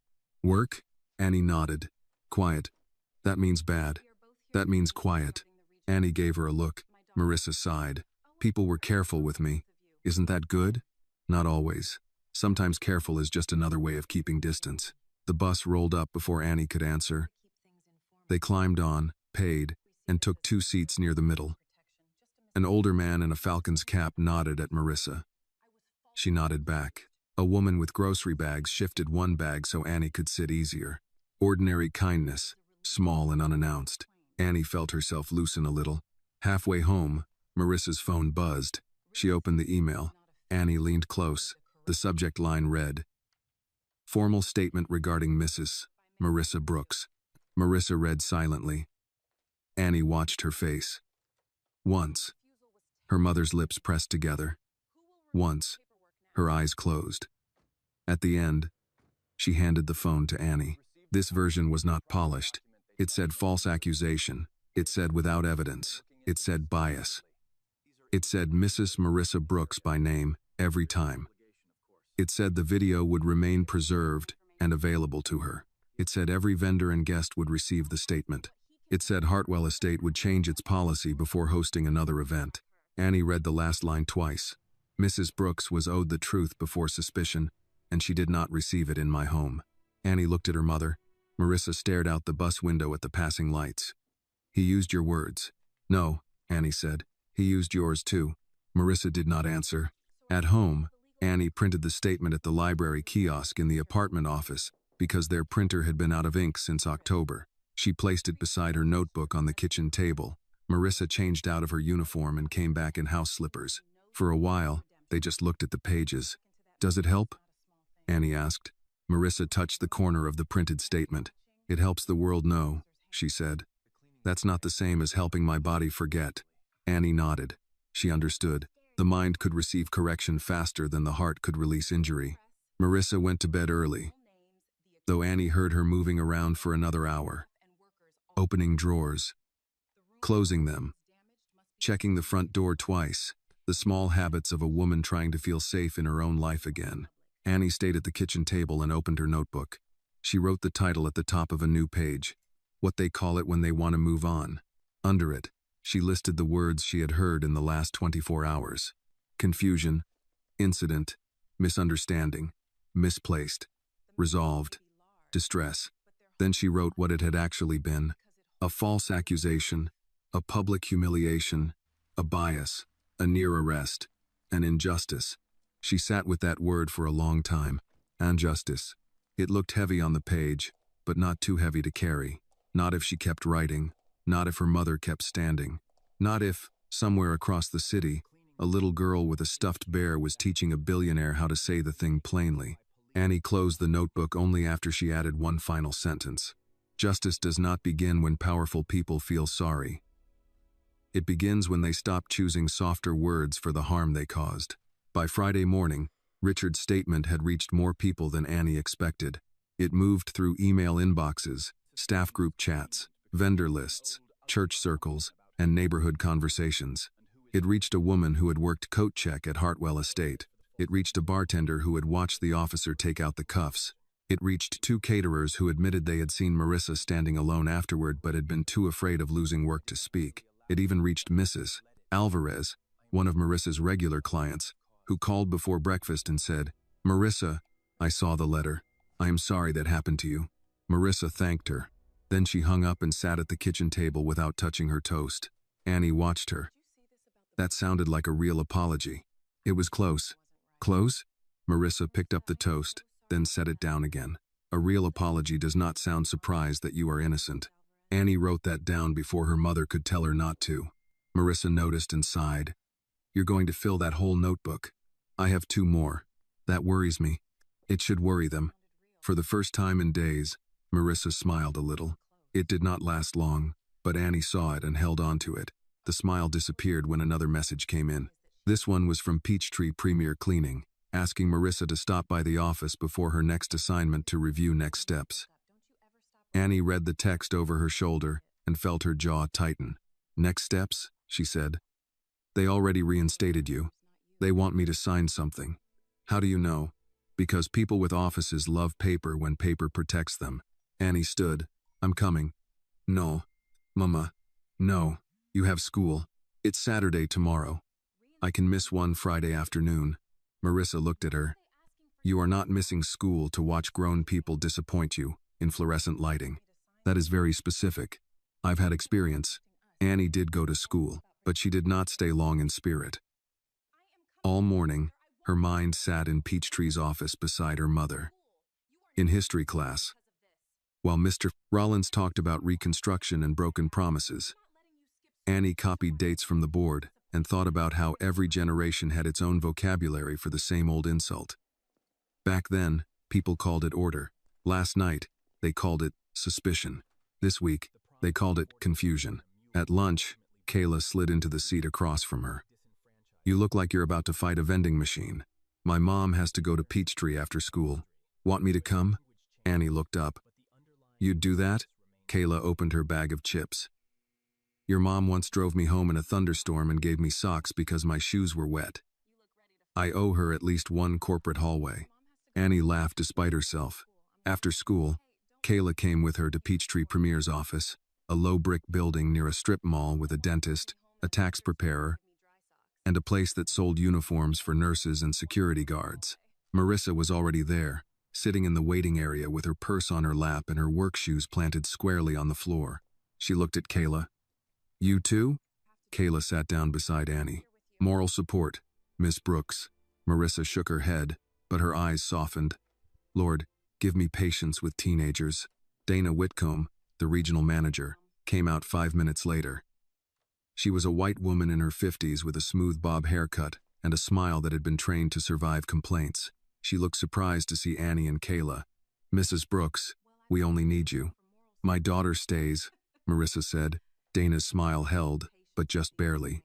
"This is an internal employment matter. It became a family matter when your company suspended my mother after she was cleared on camera," Annie said. Marissa gave her a look. Annie folded her hands in her lap and said nothing more. Dana led them into a small conference room with a fake plant in the corner and a framed sign that read, "Excellence through Trust." Annie looked at the sign, then opened her notebook. Dana noticed. "Is that necessary?" "Yes," Annie said. Marissa almost smiled again. Dana placed a document on the table. "Mrs. Brooks, first, we want to say we deeply regret the distress caused by the temporary pause in your assignments." "Temporary pause," Annie repeated under her breath. Marissa touched her knee under the table. Dana continued, "We value you. You've been with us for 11 years. However, given the public nature of the incident, we need to make sure everyone is protected moving forward." "Protected from what?" Marissa asked. Dana folded her hands. "From misunderstanding." Annie's pain stopped. Marissa leaned back slightly. "Miss Whitcomb, I need you to listen carefully. I will not sign anything that says I was involved in a misunderstanding. I was falsely accused. There is a difference." Dana's smile thinned. The language is standard. So was the way you suspended me, Marissa said. That did not make it right. Dana glanced at Annie's notebook, then back to Marissa. The form simply states that Peachtree Premier is restoring your assignments, and that all parties agree not to pursue further claims related to the incident. Annie looked up. So it's a release. Dana's eyes shifted to her. It's a standard acknowledgement. It says she gives up claims. Annie, Marissa said softly. No, Mama, that's what it says. Dana stiffened. Are you an attorney? No, I can read. Kayla coughed into her hand. Marissa picked up the document and read it slowly. Annie watched her mother's face grow calmer, which meant angrier. When she finished, she placed the paper back on the table. I won't sign this. Dana's tone cooled. Mrs. Brooks, refusing to complete paperwork may complicate your reinstatement. My reinstatement was not a favor, Marissa said. It was a correction. Dana was quiet. Annie wrote that down. Marissa stood. You can send any future paperwork to me by mail. I'll have someone review it. Dana stood too. Mrs. Brooks, I would hate for this to affect your assignments. Marissa looked at her. You already let it affect my assignments. The room went still. Then Marissa picked up her purse. Come on, girls. They walked out without another word. In the parking lot, Kayla let out a breath. Miss Brooks, respectfully, that was terrifying. Marissa unlocked the Corolla. Good. Annie looked at her mother across the roof of the car. Who's going to review the paperwork? Marissa sighed. I was hoping you wouldn't ask that until we got home. At that moment, a black sedan pulled into the lot. Richard Hartwell stepped out, not with the confidence of a man arriving to take over, but with the caution of someone entering a place where he had not been invited. Annie's whole body tensed. Did you call him? Marissa frowned. No. Richard approached slowly. Mrs. Brooks. Marissa held her ground. Mr. Hartwell. He looked from her to Annie, then toward the Peachtree office. I received a copy of the document they asked you to sign. My office was copied by mistake. Annie's eyes narrowed. Convenient mistake. Richard accepted the jab. Possibly. I came because that document is improper. Marissa's face did not change. I know. That stopped him for half a second. Then he nodded. Good. I don't need you to rescue me from a paper, Marissa said. No, Richard replied, but you may need a lawyer who doesn't work for Peachtree or me. I can give you the names of 3 legal aid groups that handle employment matters. No Hartwell money. No obligation. Annie studied him.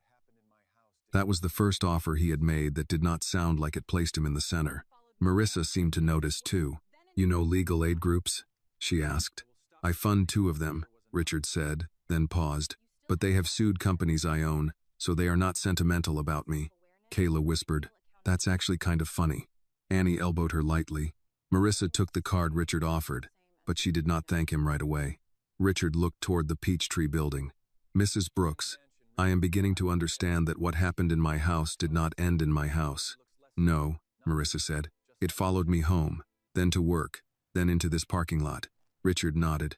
Then I'll stop pretending one letter was enough. Annie opened her notebook and wrote that line before she could decide whether she trusted it. Marissa looked at the card in her hand, then at Richard. You still have a lot to learn. I know. No, she said. You know that you should say you know. That is not the same thing. Richard took that too. Annie watched him closely. In the mansion, his pride had filled every room. Here, in a strip mall parking lot between a tax office and a uniform store, he looked less certain. Not weak, just less protected from ordinary truth. Marissa got into the car. Annie and Kayla followed. Before closing the door, Annie looked back at Richard. If you really want to learn something, stop asking what you can do for her, and start asking what your world keeps doing to people like her. Richard did not answer quickly. Then he said, That is fair. Annie closed the door. As Marissa pulled out of the lot, Annie looked through the rear window. Richard was still standing there with the Peachtree building behind him and the legal aid card no longer in his hand. Kayla leaned close and whispered, Your life got very dramatic this week.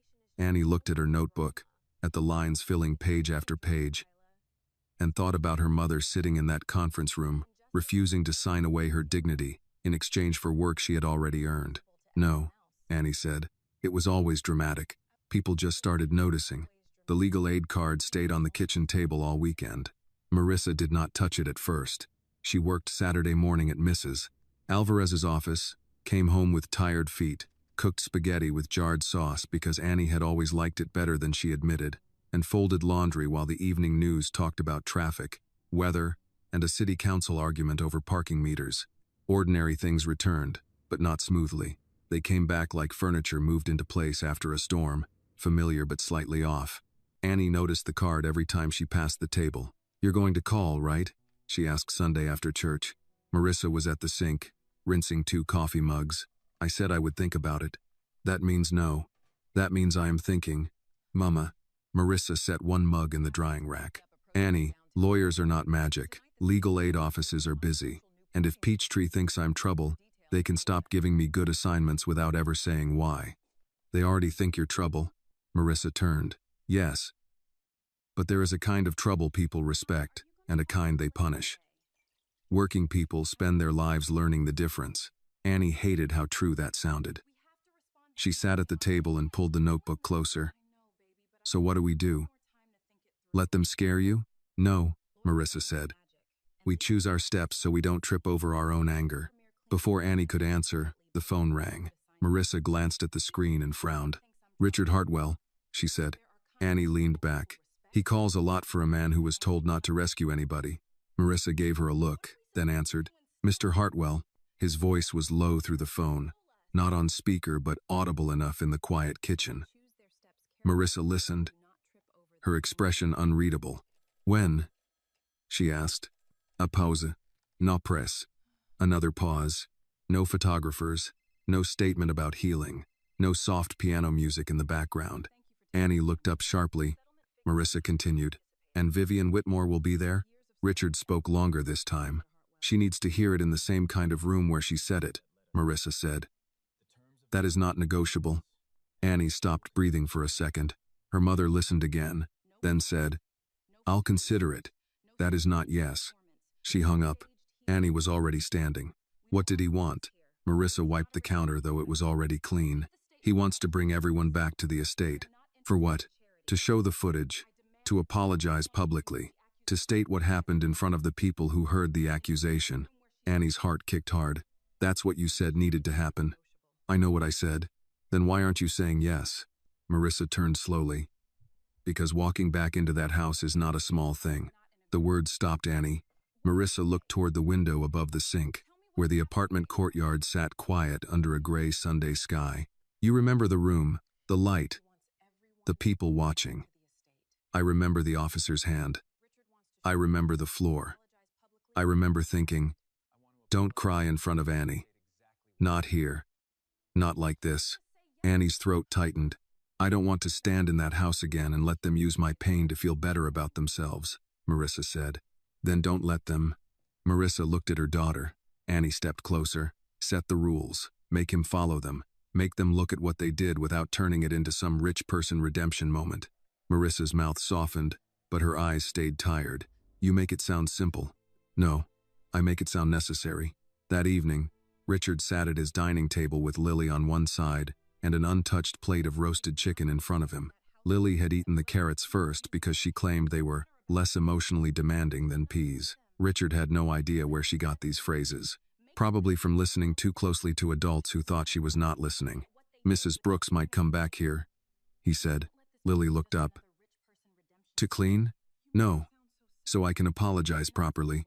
Lily considered him over her fork. "You already said sorry." "I said it in a small room after the truth had cornered me." "That doesn't count?" "It counts," Richard said. "It just doesn't cover the whole debt." Lily pushed a pea around her plate. "Will Annie come?" "I assume so." "She's scary." Richard almost smiled. "A little. I like her. That does not surprise me. She talks like she has a sword but no sword." This time Richard did smile, briefly. "Yes, that is accurate." Lily looked toward the hallway that led to the grand hall. "Are the people coming too? The ones who stared?" "Yes." "Good," she said, then stabbed a pea with unusual force. "They need practice looking." Richard set down his fork. He had built towers, negotiated contracts worth more than some towns, sat across from governors, mayors, judges, and men who mistook money for wisdom. Yet in 2 days, An 18-year-old girl and an 8-year-old child had done more to strip him of excuses than all those rooms combined. The next morning, Marissa called Richard back. Annie stood beside her at the kitchen table, notebook open.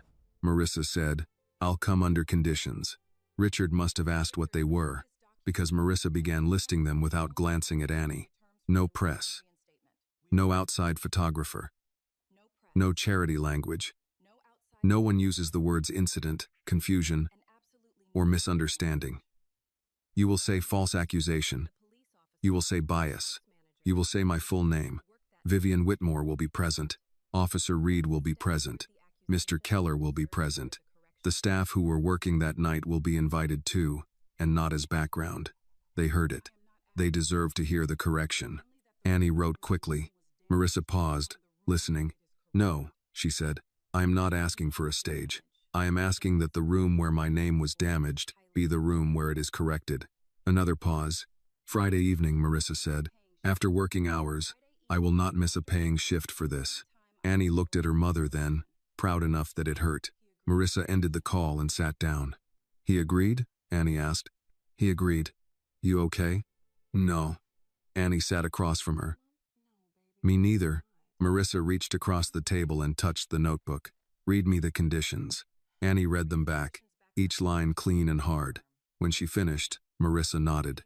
"Add one more," she said. Annie lifted the pen. "I do not have to forgive anyone in public." Annie wrote it slowly.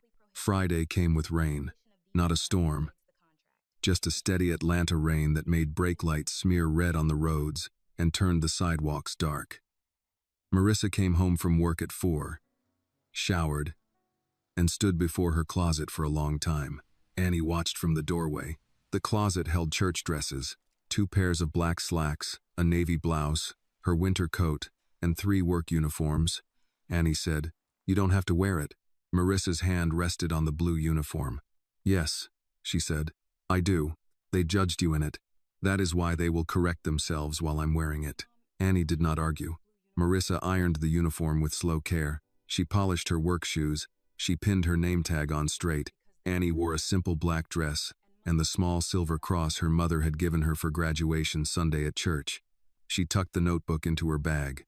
Before they left, Marissa stood in the kitchen and looked around the apartment.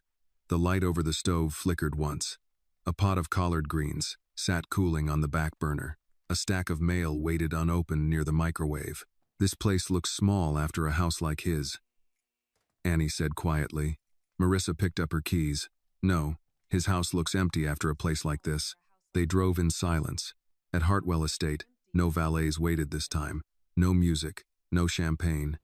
The gates opened, and Annie felt her stomach twist as the mansion came into view. The house looked the same, but it knew more now. Or maybe Annie did. Richard stood at the side entrance when they arrived. Lily was beside him in a yellow raincoat, holding Mr. Buttons under one arm. Marissa got out of the car. Richard stepped forward, then stopped at a respectful distance. His eyes went to her name tag. "Mrs. Brooks," he said. Marissa nodded. "Mr. Hartwell." Lily looked up at Marissa. "I'm glad you came back." Marissa's face softened. "I'm trying to be." Lily nodded as if that made perfect sense. Inside, the grand hall had been rearranged. No flowers, no band, no bar. Just rows of chairs facing a large screen. The room seemed less grand without people pretending it was kind. Guests from that night sat scattered among staff members, caterers, cleaners, servers, and security personnel. Vivian Whitmore sat in the front row, stiff-backed, her earrings absent. Officer Reed stood near the side wall. "Mr. Keller held a folder with both hands. As Annie walked beside her mother, the whispers began and died quickly. Marissa did not lower her head. Richard stepped to the front of the room. He did not stand behind a podium. Annie noticed that too. No barrier. No polished wood to hide behind. He looked at Marissa first, then at the room. "Thank you for coming," he said. "We are here because last week, in this house, Mrs. Marissa Brooks was falsely accused of stealing jewelry. That accusation was made without evidence. It was accepted too quickly. It nearly resulted in her being taken away by police. That happened under my roof, and I was responsible." The room went still. Annie opened her notebook. For once, She hoped she would not have to correct the record, not because she trusted the room, because, this time, the room was finally being made to listen. Richard let the sentence sit. He did not rush to the video. He did not reach for safer language. He stood in the front of the room with his hands at his sides, while the people who had gathered there shifted under the weight of what he had just named. Falsely accused, without evidence, accepted too quickly, responsible. Annie wrote each phrase in her notebook. Not because she thought he would take it back, but because habit had become part of her spine now. Paper remembered. So did daughters. Richard turned slightly toward the screen. Before anyone speaks, we are going to watch the footage.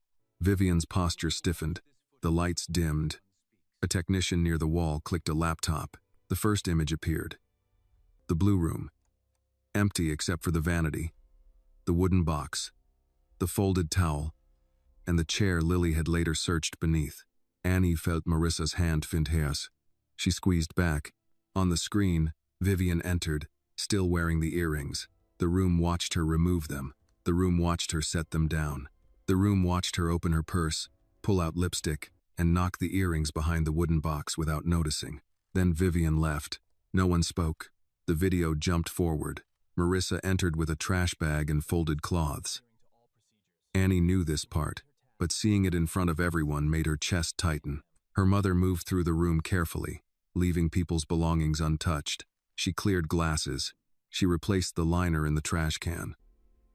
She wiped a side table. She never touched the vanity. The camera kept watching. Then Lily appeared, barefoot, small, searching for Mr. Buttons. She saw the glint behind the box, leaned in, and left when Mrs. Keller called her from the hall. The screen went black. The lights came back up. For once, the grand hall did not know what to do with itself. Richard faced the room again. That is the truth of what happened. Mrs. Whitmore misplaced her earrings. Mrs. Brooks did not touch them. My staff did not verify the facts. Officer Reed was called before the room was searched. I believed suspicion because it was convenient, because it fit an old and ugly assumption about who belongs in a room and who is only there to serve it. Annie's pain stopped. That was not in the first letter. Richard looked directly at Marissa. Mrs. Brooks, I said I knew people like you struggled with rent. I used your work and your circumstances as if they were evidence against you. They were not. They were evidence that you work hard. I should have honored that. Instead, I insulted you. Marissa did not look away. Richard continued, I apologize for the false accusation. I apologize for the words I used. I apologize for allowing police action to begin before evidence was reviewed. And I apologize that your daughter had to defend you in a room full of adults who should have known better. Annie felt that line in her throat. Beside her, Marissa breathed in slowly. Richard turned to Annie. Miss Brooks, you were right. I did not just allow it. I let it. The room shifted again. A few people looked at Annie now, but she kept her eyes on Richard. She did not want admiration from them. Admiration was cheap after silence. Richard looked toward the side wall. Officer Reed. The officer stepped forward. He had removed his hat and held it in both hands. Without the easy authority of the uniform, he looked older. Mrs. Brooks, he said, I owe you an apology. I responded to the complaint, but I let the pressure of the room move me faster than the evidence. I should not have prepared to remove you before the footage was reviewed. I should have slowed the situation down. I did not. I am sorry. Marissa gave a small nod. Thank you. Officer Reed did not look relieved. That was good, Annie thought. Relief would have made the apology about him. Mr. Keller stepped forward next. His face was pale, his folder trembling slightly. Mrs. Brooks, he said, as house manager, I failed to protect the staff working under my supervision. I allowed a guest's certainty to carry more weight than your word. I also failed to intervene when one of the temporary supervisors restrained your arm without cause. He has been removed from all Hartwell-contracted events. I am sorry. Marissa looked at him. Do you know my name now, Mr. Keller? His face flushed. Yes, ma'am. Marissa Brooks. She nodded once. Then use it when you speak about me. Yes, ma'am. Vivian remained seated. Everyone knew it. Nobody had to say her name. Richard turned toward her. Mrs. Whitmore. Vivian's chin lifted. Richard, I was told this would be a correction, not a public trial. Marissa spoke before Richard could. It felt like a public trial when I was the one standing there. A few staff members lowered their eyes. One of the caterers in the back whispered, "Amen," then covered his mouth as if he had not meant to say it aloud. Vivian stood slowly. She smoothed the front of her jacket, though it did not need smoothing. "I regret the confusion," she said. Annie closed her eyes. Marisa did not move. Richard said, "That is not enough." Vivian turned toward him, shocked. "Excuse me? You accused Mrs. Brooks without evidence." Vivian's face hardened. "My jewelry was missing. She had been in the room." "So had you," Annie said. Vivian looked at her with open dislike. "Must she comment on everything?" "Yes," Marissa said quietly. "Tonight, she may." The words landed like a hand on Annie's back. Vivian's mouth tightened. For a moment, it seemed she might walk out. But the room was watching her now, and pride had trapped her, where conscience had not. She turned to Marissa. "I am sorry I accused you without proof." Marissa waited. Vivian swallowed. "I was careless with my earrings and careless with your name." That sounded rehearsed, but it was closer to true. Marissa said, "Thank you." Vivian looked relieved too soon. Marissa added, "I accept that you said it. I am not telling you I forgive it." Vivian's face went red, but she sat down. Annie wrote that down. "I accept that you said it. I am not telling you I forgive it." Richard stepped forward again.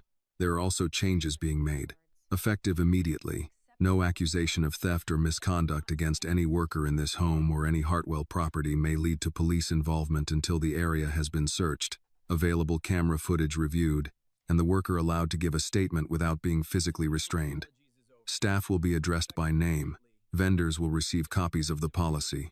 Any guest who refuses to follow it will not be invited back." Vivian looked up sharply at the last sentence. Richard did not look away from the room. "This policy should have existed already," he said. "That it did not is my failure." Annie felt her anger shift again. It did not leave. It became something with edges, something more useful than flame. A woman from the catering staff raised her hand, uncertainly. Richard nodded. "Will that policy apply to us too?" she asked. "Not just cleaning staff?" "Yes," Richard said. "To everyone working an event." A server in the back asked, "And if a guest says no, then the guest leaves?" That created the first real sound in the room, not applause, not quite approval, but a low breath of people hearing something they had not expected from a man like him. Marisa stood. Annie looked up at her, surprised. Her mother did not walk to the front. She spoke from where she was, in her blue uniform, with her name tag straight and visible. "I am not here because I enjoy being looked at," Marissa said. "I am here because last week, people looked at me and still did not see me. I have cleaned houses most of my life. I have walked through front doors, side doors, service doors, and back doors. I have learned that some people can trust you with their children's bedrooms, their medicine cabinets, their silver drawers, and still not trust your word when it matters." The room was silent. "I do not need to be praised for being honest," she said. "Honesty is not special where I come from. It is expected. What I need is for people in rooms like this to stop acting like honesty belongs only to people who can afford diamonds." Annie's eyes burned. Marissa looked at Richard, then at Vivian, then at the staff standing along the wall. "My name is Marissa Brooks. I am a cleaner. I am a mother. I am not a thief." Those things should not have needed a video. No one moved. Then Lily stepped out from beside her father and began to clap. One small pair of hands. The sound was thin at first, almost swallowed by the size of the hall. Then a server joined. Then a caterer. Then Mrs. Keller. Then, slowly, the rest of the room. The applause did not wash anything clean, but it carried one useful thing: public acknowledgement in the same room that had held public shame. Annie did not clap. She held her mother's hand. Marissa did not smile. She did not need to. Richard watched them, and Annie could see he understood at least that much. This was not a happy ending. It was a correction. Corrections mattered, but they did not erase the original wound. When the applause faded, Marissa turned to Annie. "We can go now." Richard stepped forward. "Mrs. Brooks, may I speak with you for a moment?" Marissa looked at him. "Not tonight." He accepted it. Of course. Annie and Marissa walked toward the exit. This time, they did not take the service corridor. Marissa turned toward the grand front doors. A few guests moved aside. Annie noticed Richard watching. So did Lily. At the doorway, Marissa paused and looked back once, not at Vivian, not at the chairs, but at the floor where she had stood the night of the accusation. Then she walked out through the front of Hartwell Estate. Her daughter beside her. Her name restored but not borrowed. Not granted. Not gifted. It had always been hers. The front steps were wet from the rain, and the stone reflected the porch lights in long pale strips. Annie walked close to her mother, but she did not reach for her hand. Not this time. Marissa had chosen the front door, and Annie understood that meant she needed to feel the ground under her own feet. Behind them, the doors opened again. Annie turned, ready to speak before anyone could ask for one more thing. It was Lily. She stood beneath the porch light in a yellow raincoat, Mr. Buttons tucked under her arm, her shoes untied. Richard came out a few steps behind her but stopped when Lily lifted one small hand, as if she had told him to stay there. "Mrs. Brooks?" Lily called. Marissa turned. "Yes, honey?" Lily walked down 2 steps, then stopped. "I forgot to say something." Richard's face tightened with concern, but he did not interrupt. Lily looked at Marissa, then at Annie. "When I saw the earrings, I thought grown-ups would find them because grown-ups know how to find things. But they didn't. They looked at you instead." Marissa's expression softened. Lily held out a folded piece of paper. "I wrote it better this time." Marissa took it gently. "Thank you." Lily looked down at her shoes. "I don't want to be the kind of grown-up who looks wrong." The sentence made the night quiet. Marissa bent slightly. Not too much. Just enough to meet Lily's eyes. "Then practice looking right now. Not when you're grown. Now." Lily nodded as if she had been given a real assignment. Richard came down 1 step. "Lily, let Mrs. Brooks get home." Marissa looked at him. "She is all right." Lily glanced back at her father, then whispered, "Daddy's trying." Annie almost said something sharp, but Marissa's elbow touched her lightly. "I know," Marissa said. "He feels bad." "He should," Annie said before she could stop herself. Lily looked at her, not hurt, just thinking. Does feeling bad help? Annie hesitated. It was harder to answer a child than a billionaire. "Not by itself," she said, "but it can make somebody start doing the right thing." Lily nodded. "Then I hope he keeps feeling a little bad." Marissa let out a quiet breath that was almost a laugh. Richard looked down, and for once, embarrassment seemed to teach him instead of defend him. Lily stepped closer and hugged Marissa around the waist. Annie froze. Marissa froze too, but only for a second. Then she placed one hand lightly on Lily's back. "Thank you for telling the truth," Lily said into the blue uniform. Marissa closed her eyes. "Thank you for seeing it." When Lily pulled away, she looked at Annie. "Are you still mad?" "Yes," Annie said. Lily nodded. "Okay." That answer was so simple Annie had no defense against it. Richard walked them to the bottom of the steps but did not come closer. "Mrs. Brooks." "Miss Brooks, your conditions tonight were honored. I know that does not settle the matter." "No," Marissa said. "It does not. I understand." Annie looked at him. "You understand tonight. What about next month?" Richard held her gaze. "That is the question." It was the first thing he had said that did not try to finish the conversation. Marissa opened Lily's note under the porch light. The handwriting was uneven but careful. "Dear Mrs. Brooks, tonight I saw your name on your shirt before anybody said it. I will remember to look at names first. I am sorry the room was late." From Lily, Marissa folded the note with care and placed it in her purse. "Good night, Mr. Hartwell," she said. "Good night, Mrs. Brooks." Annie and Marissa got into the Corolla.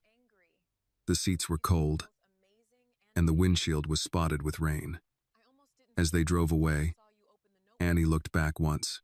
Lily stood on the steps with Richard behind her, small yellow coat beside a dark suit, both of them watching the old car pass through the gates.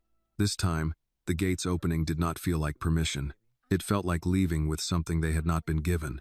For several minutes, neither Annie nor Marissa spoke.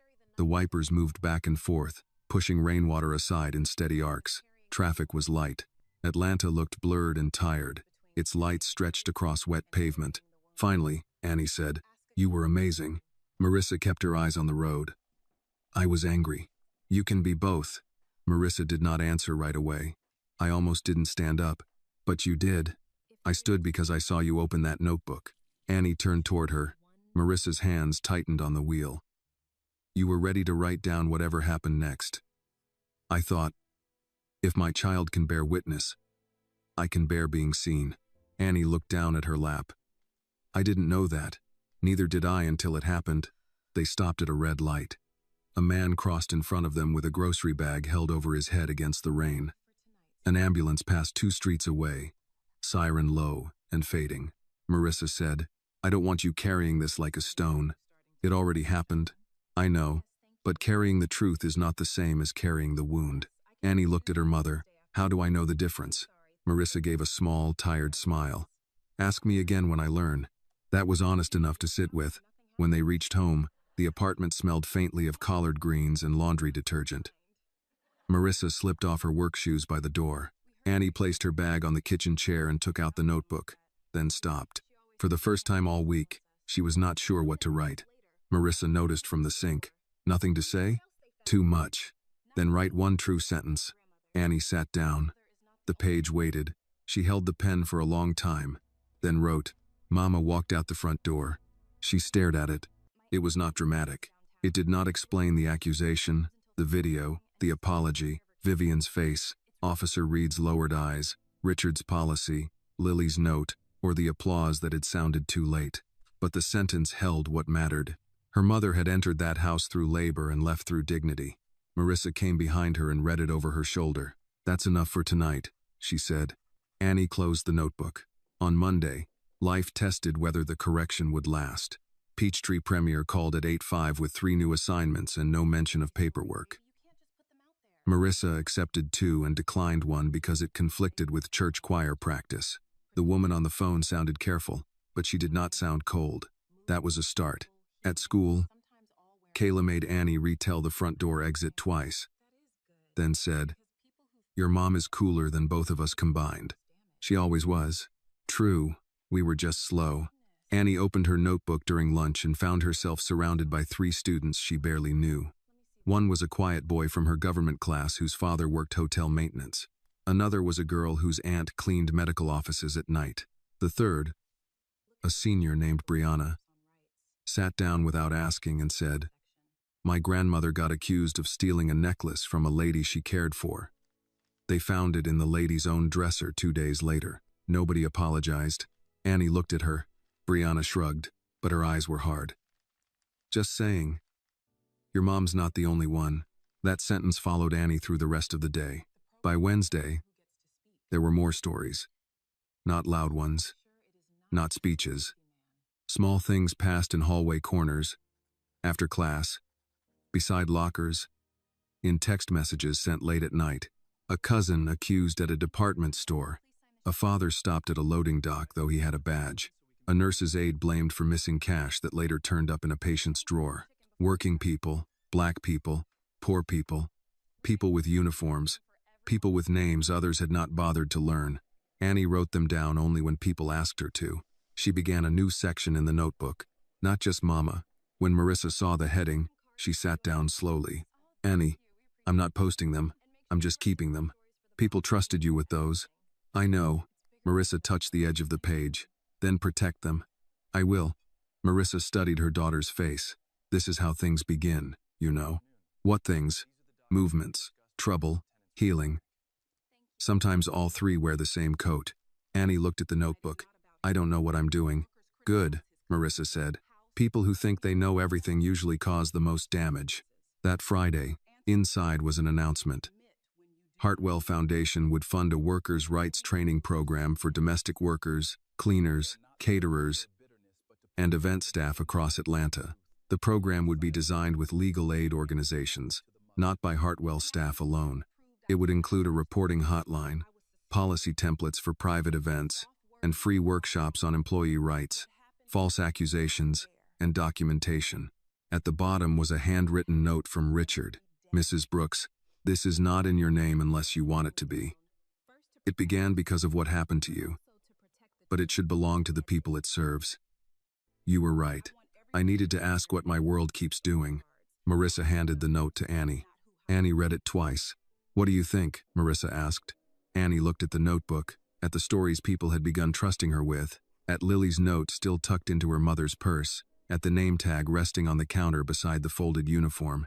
"I think," Annie said slowly, "it depends who gets to speak." Marissa nodded. "Then maybe we make sure it is not just him." That evening, Annie wrote one more sentence before bed. Justice was no longer only about proving Mama did not steal the earrings. She paused, then added, "It was about changing the room before the next woman stood in it." The first workers' rights meeting was held in the basement of New Hope Baptist Church, because Marissa refused to let Hartwell Estate become the center of it. "People will not tell the truth under chandeliers," she said. Richard did not argue. That alone told Annie he had learned something. The church basement smelled like coffee, floor wax, and the fried chicken someone had brought, even though the meeting notice said light refreshments. Folding chairs were arranged in rows, but people kept moving them into circles because nobody wanted to feel like they were being lectured. A long table near the wall held legal aid pamphlets, sign-in sheets, pens, and a cardboard box labeled stories, questions, concerns, in Annie's handwriting. By 6:30, the room was nearly full. Cleaners came in uniforms, nurses' aides in scrubs, caterers in black pants, hotel housekeepers with tired shoulders, janitors, nannies, maintenance workers, kitchen staff, and a few church ladies who said they were just here to listen, but had brought enough food to feed everybody twice. Some came because they had heard about Marissa. Some came because they had their own stories and had waited years for a room that would not shame them for telling them. Annie sat beside Kayla at the registration table, checking names and passing out note cards. Kayla leaned close. "This is bigger than your notebook." Annie looked around the room. "I know. That scares you?" "Yes." "Good. That means you're paying attention." Annie gave her a look. "You've been hanging around my mother too much. Best education I've had all year." Across the room, Marissa stood near the coffee urn in her Sunday blouse and black slacks, not her cleaning uniform. The name tag was in her purse. Annie knew because she had seen her mother slip it in before they left home. Marissa had not said why, and Annie had not asked. Richard arrived without photographers, without an entourage, and without taking the front of the room. He came with Lily, Mrs. Keller, and two attorneys from a legal aid organization Annie recognized from the card he had given them in the Peachtree parking lot. Lily carried Mr. Buttons in one arm and a stack of crayons in the other because she had insisted the children who came needed something to do. Annie watched Richard pause at the doorway. This was not his room. That mattered. He seemed to know it. Marissa walked over to him. "Mr. Hartwell, Mrs. Brooks, you understand tonight is not about you." "Yes. If people criticize your company, your house, your friends, or you, they get to finish their sentences." Richard nodded. "Agreed. If you answer plainly. Yes. And if you do not know what to say, I will say I do not know." Marissa studied him for a second. "Good. That will be new for some men in this city." Richard looked like he wanted to smile, then wisely decided not to. The meeting began with Pastor Ellis, an older man with a careful voice and a habit of letting silence do some of his speaking. "We are not here to stir bitterness," he said from the front. "We are here because truth untold becomes a burden carried by the people least able to spare the strength. Tonight, we put some of that burden down." Then he handed the microphone to Marissa. Annie held her breath. Her mother did not move to the center right away. She stood where she was, near the first row, as if she wanted people to understand she was not above them. "My name is Marissa Brooks," she said. "Most of you know why we are here. A guest lost earrings in a room I had cleaned. I was accused. The police were called. The cameras proved I did not touch anything. A public correction was made, but after that, my work was suspended, papers were pushed toward me, and people used soft words for hard harm." Heads nodded across the room.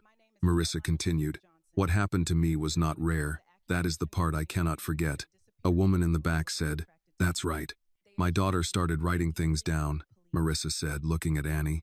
"At first, I thought she was trying to protect me. Then I realized she was also protecting the truth from being edited."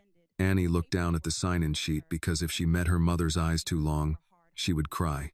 Marissa reached into her purse and took out the name tag. "Marissa Brooks." She held it up. "This helped some people remember I had a name only after they had harmed me. Tonight, I want every person in this room to write their name on the card you were given. Not your job first. Not who hired you. Your name first." People looked down at the blank note cards. Pens began moving. A housekeeper near the aisle wrote slowly, pressing hard enough that the pen almost tore the paper. A man in a maintenance jacket stared at his card before writing. A young nanny wrote her name, then wiped her eyes with the back of her hand. Lily sat at the children's table and wrote, Lily Hartwell, in large uneven letters, then drew a small bear beside it. Marissa said, Now, under your name, write one thing you wish people saw before they judged you. The room grew quieter. Annie watched hands pause, then begin again. Mother, veteran, grandfather, student, survivor, choir director, caregiver, neighbor, human. The last one came from a janitor named Mr. James, who was sitting alone near the coffee table. He looked embarrassed when Pastor Ellis asked if anyone wanted to read theirs aloud, but Marissa nodded to him, and he stood. My name is Arthur James, he said. I've been cleaning the downtown courthouse 14 years. Judges walk past me every night. Lawyers, too. Half of them don't know my face unless a trash can overflows. I wrote human because I'm tired, and that's the first word they keep forgetting. Nobody clapped. It was better than clapping. They listened. Then the stories came. A hotel housekeeper described being accused of taking a guest's watch that later turned up inside the guest's gym bag. A caterer said a woman once checked his pockets after a bracelet went missing and laughed when it was found in the bathroom. A home health aide talked about being removed from a client's house because a grandson claimed cash was missing, only for the cash to be found hidden in a Bible. Richard sat in the third row, taking notes. Once, Annie saw his pen stop. The woman speaking was describing how a family kept her working for them after accusing her, as if keeping the job should have made her grateful. Richard looked up then, his face tight with recognition. Annie wondered how many rooms he had been in where stories like that were never told because people like him were seated at the head of the table. When the legal aid attorney, Miss Priya Raman, stood, she did not make a speech. She gave practical steps. Ask for the accusation in writing. Do not sign forms on the spot. Request camera review. Write times and names. Take photographs of injuries. Have a witness if possible. Use full names. Keep copies. Call for help before fear makes you quiet. Annie wrote every point, even though half of them were already in her bones. During the break, Richard approached Marissa with caution. May I ask you something? He said. You may ask. Would you consider helping design the training? Paid, of course. Not as a symbol, as an advisor. Marissa studied him. Why me? Because you know where the policy will fail if it is written only by people like me. That answer was good enough to make Annie look up from the registration table. Marissa did not answer quickly. I'll consider it. Richard nodded. Thank you. That is not yes. I know. Lily appeared beside Annie with a paper cup of lemonade. Do you think your mom will say yes? I don't know. My dad hopes she will. I bet he does. Lily looked at her carefully. Are you still mad? Annie smiled a little. Yes. Less? Some days. Lily nodded. My dad says some things don't get fixed straight. They get fixed crooked, then you keep working. Annie looked toward Richard. He said that? No. I told him that. He agreed. Annie laughed for the first time in that room. Near the end of the meeting, Pastor Ellis asked Annie to speak. She almost refused. Then Marissa looked at her, not pushing, just present. Annie stood with her notebook in her hands. My name is Annie Brooks, she said. I'm Marissa Brooks's daughter. The night my mother was accused, I started writing because I was afraid powerful people would rename what happened. They did. They called it confusion, misunderstanding, an incident.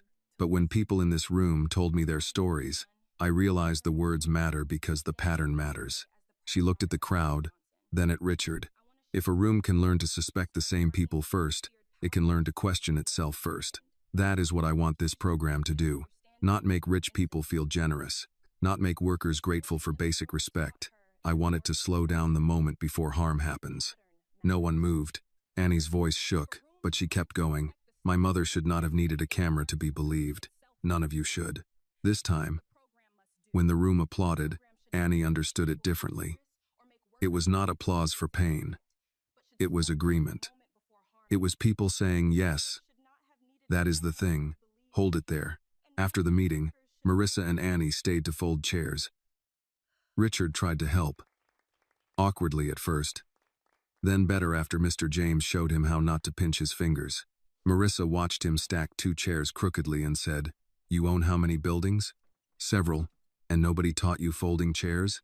Apparently not. Mr. James laughed. Millionaires don't know hinges. That's the first policy change.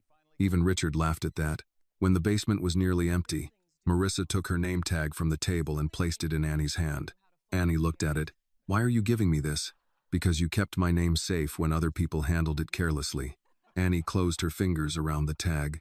It was never mine to keep. No, Marissa said. But you reminded them it was mine. On the ride home, Annie held the name tag in her lap. She thought about the box of note cards now in the back seat, full of names and truths and handwriting that leaned, shook, pressed, and curved across paper. At home, she opened her notebook and wrote, "Tonight, the room changed, because the workers spoke first." Then she added, "A name is not proof of innocence. It is proof that a person was there before anyone accused them." The first morning after the church meeting, Annie woke to the sound of her mother singing in the kitchen. It was not loud. Marissa never sang loud before coffee. It was a low gospel line, half hummed, half remembered, moving with the clink of a spoon against a mug and the soft scrape of a pan on the stove. Annie lay still for a moment and listened. After everything that had happened, the sound felt like evidence of its own. Not that the wound had vanished, only that her mother had not. When Annie came into the kitchen, Marissa was making eggs and toast in her work pants and an old Howard University sweatshirt she had bought from a thrift store years ago because, as she used to say, even if I didn't go, somebody in this house ought to dress like ambition. Annie sat at the table and placed the name tag beside her notebook. Marissa noticed. "You slept with that thing?" "No." Marissa raised an eyebrow. "It was on my nightstand." "That is still strange." Annie smiled. "Maybe." Marissa slid a plate in front of her. "Eat before you start documenting breakfast." Annie picked up a fork. "Too late. I already remember everything." The phone rang before Marissa could answer. She looked at the screen and gave a small breath. "Miss Rahman." Annie straightened. Marissa answered. "Good morning." She listened while flipping off the stove. Her expression changed slowly, not into shock, not exactly into joy, but into something guarded that wanted to become both. "Yes," she said. "I can come Tuesday evening." "No, not alone. My daughter will come if she wants to." Annie mouthed. "What?" Marissa held up one finger. "I understand," Marissa said. "Thank you. And Miss Raymond? Please make sure Mr. James is invited too." He said the word human, and I don't want anyone forgetting it. She hung up. Annie leaned forward. "What happened?" "The legal aid group wants to build the first training session from the stories shared last night. They asked if I would be part of the advisory group. And I said I can come Tuesday." Annie grinned. "That sounds like yes. That sounds like Tuesday." "Mama." Marissa sat across from her. "Yes, I'm going to help." Annie's smile softened. "You really are?" Marissa looked at the name tag on the table. "I spent a long time thinking survival meant keeping my head down and doing good work until people had no reason to doubt me. Then I did good work, and they doubted me anyway." Annie said nothing. "So maybe I was asking the wrong question," Marissa continued. "Maybe it isn't.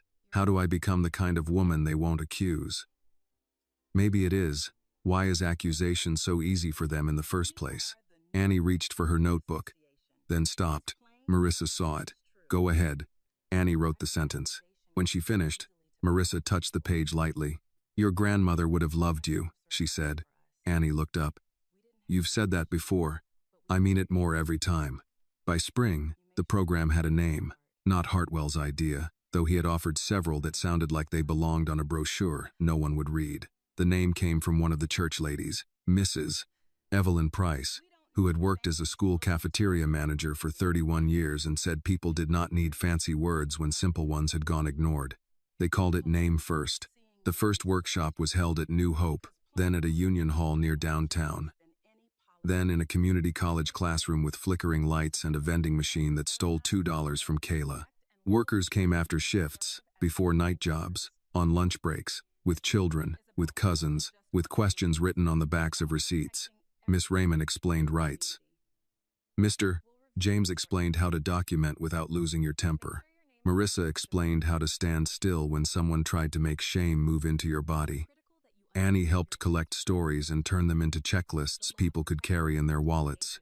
Richard came sometimes, but he did not sit in front. He paid for rooms, printing, childcare, and meals, and learned to let his name stay small. Lily came when school allowed, sitting at the children's table with crayons, writing names on paper stars and taping them to the wall. Once, Annie found her helping a 5-year-old write Miguel in blue crayon. Names first, Lily said seriously. Miguel nodded as if this were law. Vivian Whitmore did not come. She sent one donation through a private account, no note attached. Marissa returned it. Annie asked why. Marissa sealed the envelope and said, "Money without truth still has fingerprints." That went into the notebook. By May, the notebook was full. The last pages were thick from taped-in cards, folded statements, quotes from workers, Lily's notes, copies of policies, and one small photo Kayla had taken of Marissa speaking at the Union Hall, with her hands resting on the podium and her name tag pinned to her blouse. Annie did not realize the final page was coming until she turned and found it waiting. Blank. She sat at the kitchen table for a long time, pen in hand. Marissa was ironing in the living room, the television low. "You stuck?" "A little." "Good. Means you're not rushing." Annie looked at the stack of full pages. "I thought when this was done, I'd feel finished." Marissa laughed softly. "Baby, justice is not a book report." "I know." "No, you don't. Not yet." "That's all right." Annie leaned back. "Do you feel better?" Marissa turned off the iron and stood over the board for a moment. "Some days." "And other days?" "Other days I still hear the word rent in his voice." Annie's face changed. Marissa came to the table and sat down. "But I also hear your voice after it. I hear Lily on the stairs. I hear people in that church basement saying their names out loud. Harm echoes, Annie. So does courage." Annie looked at the final blank page. "What should I write?" Marissa shook her head. "That one is yours." Annie sat with that. Outside, kids rode bikes through the apartment courtyard, their tires clicking over cracks in the concrete. A neighbor called someone in for dinner. Somewhere below, a car radio played an old song Marissa liked. The apartment was still small. The bills still came. The Corolla still needed work. Marissa still cleaned offices and homes and carried her own supplies. Nothing had turned into a fairy tale, but something had changed. Rooms had changed.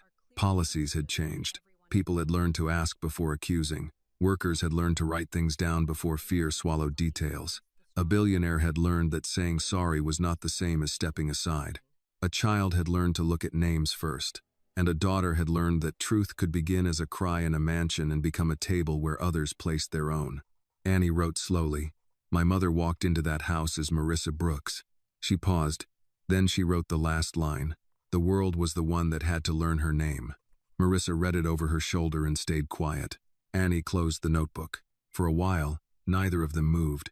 Then Marissa reached across the table and placed her name tag on top of the cover. Marissa Brooks. Not proof. Not defense. A name. Outside, evening settled over the city. The apartment lights came on one by one. In kitchens, buses, offices, churches, and quiet back rooms, people carried names that were too often overlooked until something went missing. Annie knew now that justice did not always arrive like thunder. Sometimes it arrived as a record kept, a correction spoken, a policy changed, a room rearranged, a mother standing at the front door instead of the back. Marissa rose to finish ironing. Annie picked up the empty second notebook from the shelf. Her mother looked at it and sighed. "Already?" Annie smiled. "There are more rooms." Marissa studied her daughter, then nodded once. "Yes," she said, "there are." And this time, when Annie opened to the first blank page, she did not begin with what had been taken. She began with a name. The lesson of this story is that a person's worth should never be judged by their job, their income, their race, or the uniform they wear.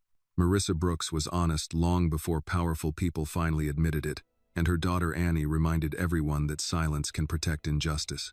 The story teaches us that truth must be spoken clearly, especially when the world tries to soften harm with words like misunderstanding or confusion.